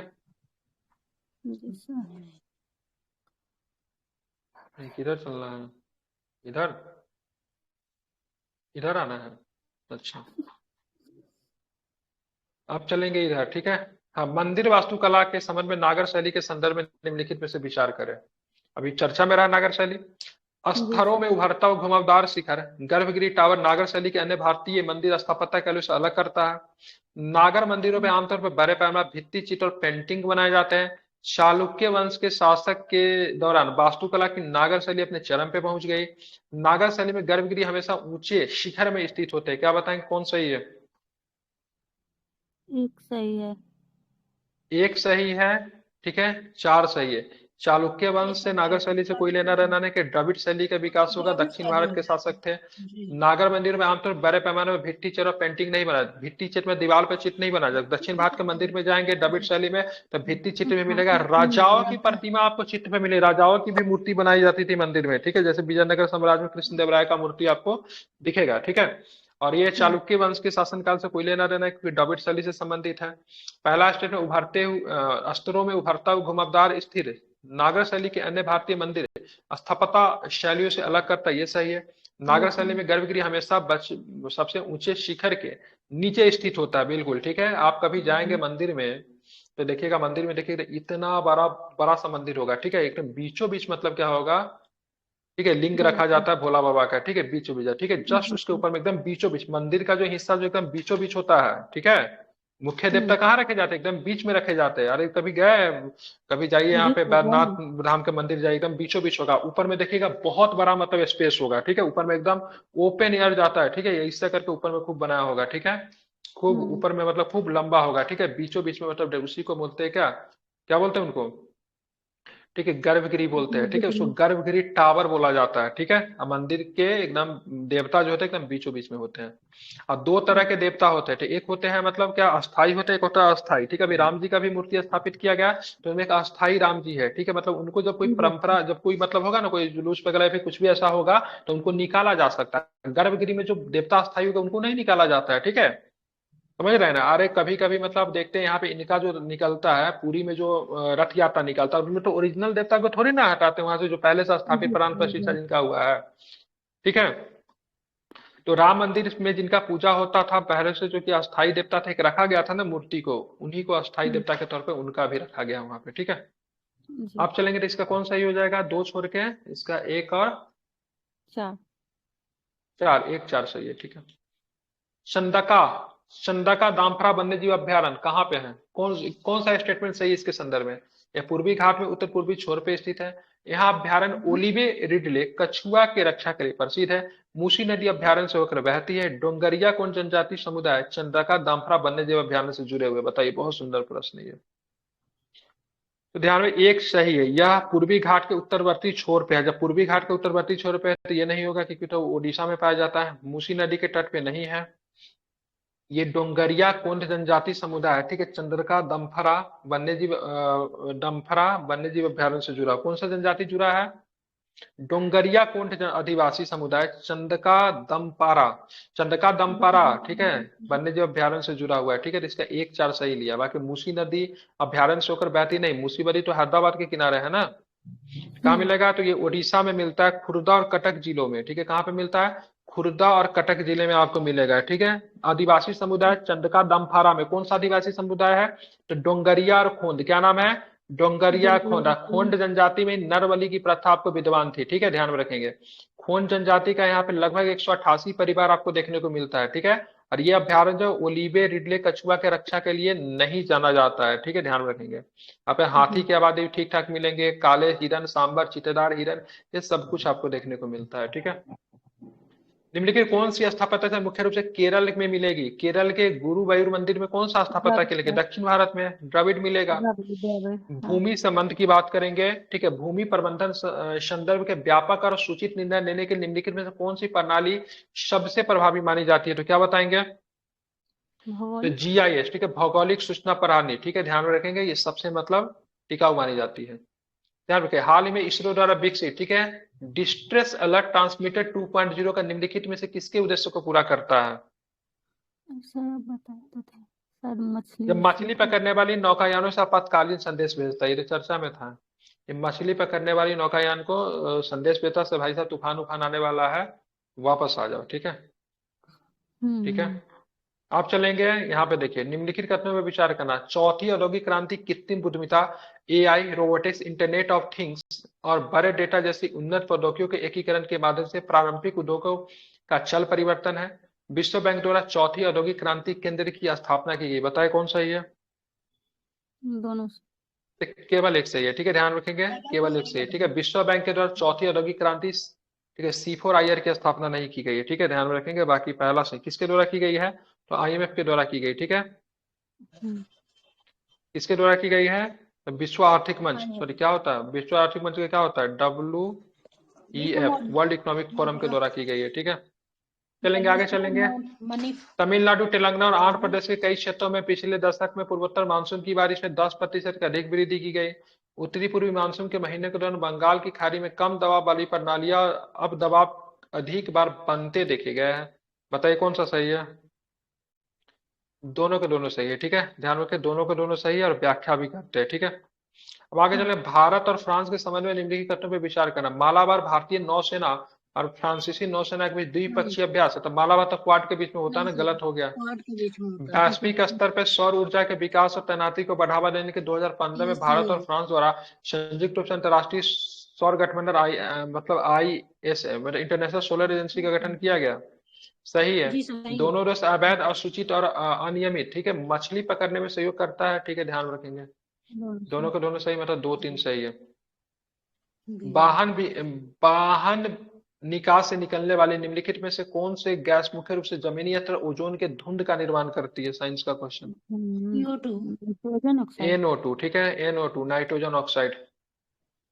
CO2 गैस ना, CFC गैस नहीं है, ठीक है, ध्यान में रखेंगे। ये प्रदूषण का कारण नहीं है। CFC, ये कार्बन डाइऑक्साइड प्रदूषक ही नहीं है, ग्लोबल वार्मिंग बढ़ाता है ये, ठीक है, ध्यान रखिए। क्या हो सकता है? तो ओजोन में धुंध का विनिर्माण का एक कट है नाइट्रोजन ऑक्साइड, NO2। आप चलेंगे, आप चलते हैं आगे। निम्नलिखित में से किस काल में गिद्धों का परावरणीय, निम्नलिखित किस कारण से गिद्ध को परावरणीय स्वास्थ्य के लिए एक संचेतक प्रजाति माना जाता है? किस लिए माना जाता है? मतलब उनकी उपस्थिति एक संतुलित खाद्य जाल का प्रतीक है, ठीक है, ध्यान रखें। बिल्कुल। निम्नलिखित कथनों पर विचार करें। यह सिंधु नदी के बाएं किनारे के सहायक नदी है, पूरी तरह से भारत के लद्दाख में बहती है। डोडा और, ठीक है, तसरा पालंगती चू, इसकी 2 सहायक नदी है। कौन सी नदी की बात हो रही है? जास्कर नदी, जास्कर। श्योक नदी पूरी तरह से भारत में बहती है, भूटान चली जाती तो सीधे गलत हो जाएगा। सियोक नदी भूटान में भी भूटान बहती है, में ठीक भी है। बहते हैं। यह सिंधु नदी के बाएं किनारे पे लगती है, पूरी तरह से भारत के लद्दाख में बहती है। डोडा और तंसरा पलिंगटी चू इसकी दो, ठीक है, सहायक नदी है। जास्कर की संसद सदस्य स्थानीय क्षेत्र के विकास, ठीक है, एमपी लैट्स योजना जो था ना, के संदर्भ में निम्नलिखित कथनों पर विचार करें। एमपी लैट्स योजना के तहत धनराशि का उपयोग केवल सरकार द्वारा सूचीबद्ध विशिष्ट योजनाओं के लिए किया जा सकता है। ई साक्षी मोबाइल ऐप, ठीक है। लक्ष्य पूरे एमपी लेट्स फंड को आवंटन चक्र को पकड़ना और योजना को निगरानी अधिक सुविधा पहुंच प्रदान करना है। क्या सही है? दोनों सही लग रहा है सर। नहीं, पहले का वाला एमपी लेट्स का केवल ना सरकार के द्वारा सूचीबद्ध विशिष्ट परियोजना के लिए नहीं। कभी कभी नहीं बोलते यार एमपी जी से केवल रिक्वेस्ट करते हैं हाँ। एमपी फंड से इस योजना का निर्माण करवा देंगे। तो एमपी किसी चीज को डेवलप करने के लिए खुद भी मतलब स्वतंत्र होते हैं। ऐसा नहीं कि केवल सरकार का जो योजना है उसी के आधार पर काम करेगा, ठीक है। संसद के पास फंड जाता है, संसद अपने हिसाब से भी डेवलपिंग कर सकता है अपने क्षेत्र में, ठीक है। एमपी लेट्स योजना को मतलब जांच पड़ताल करने के लिए कौन सा ऐप है? तो ई साक्षी मोबाइल ऐप है, ठीक है। चलिए, भारतीय प्रतिस्पर्धा आयोग के संदर्भ में निम्नलिखित कथनों पर विचार करें। सीएसआई का प्राथमिक उद्देश्य भारतीय बाजार में प्रतिस्पर्धा को बढ़ावा देना और उसे कायम रखना है। सीएसआई के विभिन्न उद्योगों निकायों के प्रतिनिधित्व शामिल है। इनके पास जांच करने और बाजार में हेर फेर को मजबूत इकट्ठा करने का भी अधिकार है। बताइए क्या सही है? एक दो एक लग और रहा तीन है। सही है, ठीक है। एक तीन सही है, पहला वाला गलत है। सीएसआई का प्राथमिक उद्देश्य, ठीक है, भारतीय बाजार में एक तीन सही है, प्रतिस्पर्धा को दो बढ़ावा देना और उसे मतलब कायम करना नहीं है, ठीक है। भारतीय सर, प्रतिस्पर्धा दो आयोग का तीन प्राथमिक दोनों उद्देश्य गलत भारतीय है। बाजार में प्रतिस्पर्धा को बढ़ावा देना है और बनाए रखना है। ऑप्शन कौन सा बोले सर आपने? एक तीन बोला। इसका सही। सही आंसर है सी लिया है। 1 मिनट, 96 का हाँ, सी एक तीन। सही पूछ रहा है ना। 1 और 3 सही लिया है, तो दो मतलब ये गलत हुआ सही ना। है, ठीक है। ये सही, ये गलत है। सीआईएससी के विभिन्न उद्योगों निकायों का प्रतिनिधित्व शामिल है, नहीं शामिल है, ठीक है। गवर्नमेंट की संस्था है, ठीक है। निम्नलिखित में से कौन सा अंतरराष्ट्रीय संगठन मुख्य रूप से ग्लोबल साउथ विकास के संबंधित मुद्दों को, ठीक है, संबंधित करने पे केंद्रित है? बताइए। यूएनडीपी। यूएनडीपी। बिल्कुल, यूएनडीपी। क्या है यूएनडीपी? कहाँ गया यूएनडीपी? ग्लोबल साउथ के विकास से संबंधित मुद्दों पर संबोधित करने पे है, यूनाइटेड नेशन डेवलपमेंट प्रोग्राम, ठीक है। ये तो आंध्र प्रदेश में हुआ था ना, भीमराव अम्बेडकर की 125 फीट ऊंची। किस राज्य में डॉक्टर भीमराव 125 फुट ऊंची प्रतिमाएं का विकास किया गया? आंध्र प्रदेश में किया गया। प्रधानमंत्री नरेंद्र मोदी ने महाराष्ट्र के किस शहर में, ठीक है, 8 अमृत परियोजनाओं का शुभारंभ करेंगे? कहाँ पे करेंगे? सोलापुर में करेंगे। सोलापुर, सोलापुर। अमृत योजना कौन सा? अमृत योजना का फुल फॉर्म इस शहर के लिए है, ठीक है। नहीं बोलते हैं शहर को रिनोवेट करने के लिए, ठीक है। शहर को विकास करने के लिए अमृत योजना है, ठीक है, ध्यान में रखेंगे। भारत की पहली सौर ऊर्जा संचालित नाव किस नदी में संचालित होगी? ठीक है, ब्रह्मपुत्र नदी। सरयू नदी में। अरे सरयू नदी में। अभी हाल फिलहाल मोदी जी ने अयोध्या में घोषणा किया था, इसका नाम क्या रखा गया? रामायण करके कुछ रखा जाएगा, ठीक है। रामायण करके कुछ इसका नाम रखा जाएगा, ठीक है। तो इसी के तरीके से आपका बात करेंगे तो टोटल 2 घंटा में 100 प्रश्न हुआ। जैसे बहुत सारे प्रश्न के लेवल थे, इसको एक बार रिवीजन कीजिएगा सभी लोग, काफी अधिक हेल्पफुल आपके लिए रहने वाला। जो मॉर्निंग में होता है उसका नहीं, मॉर्निंग वाला रिकॉर्डिंग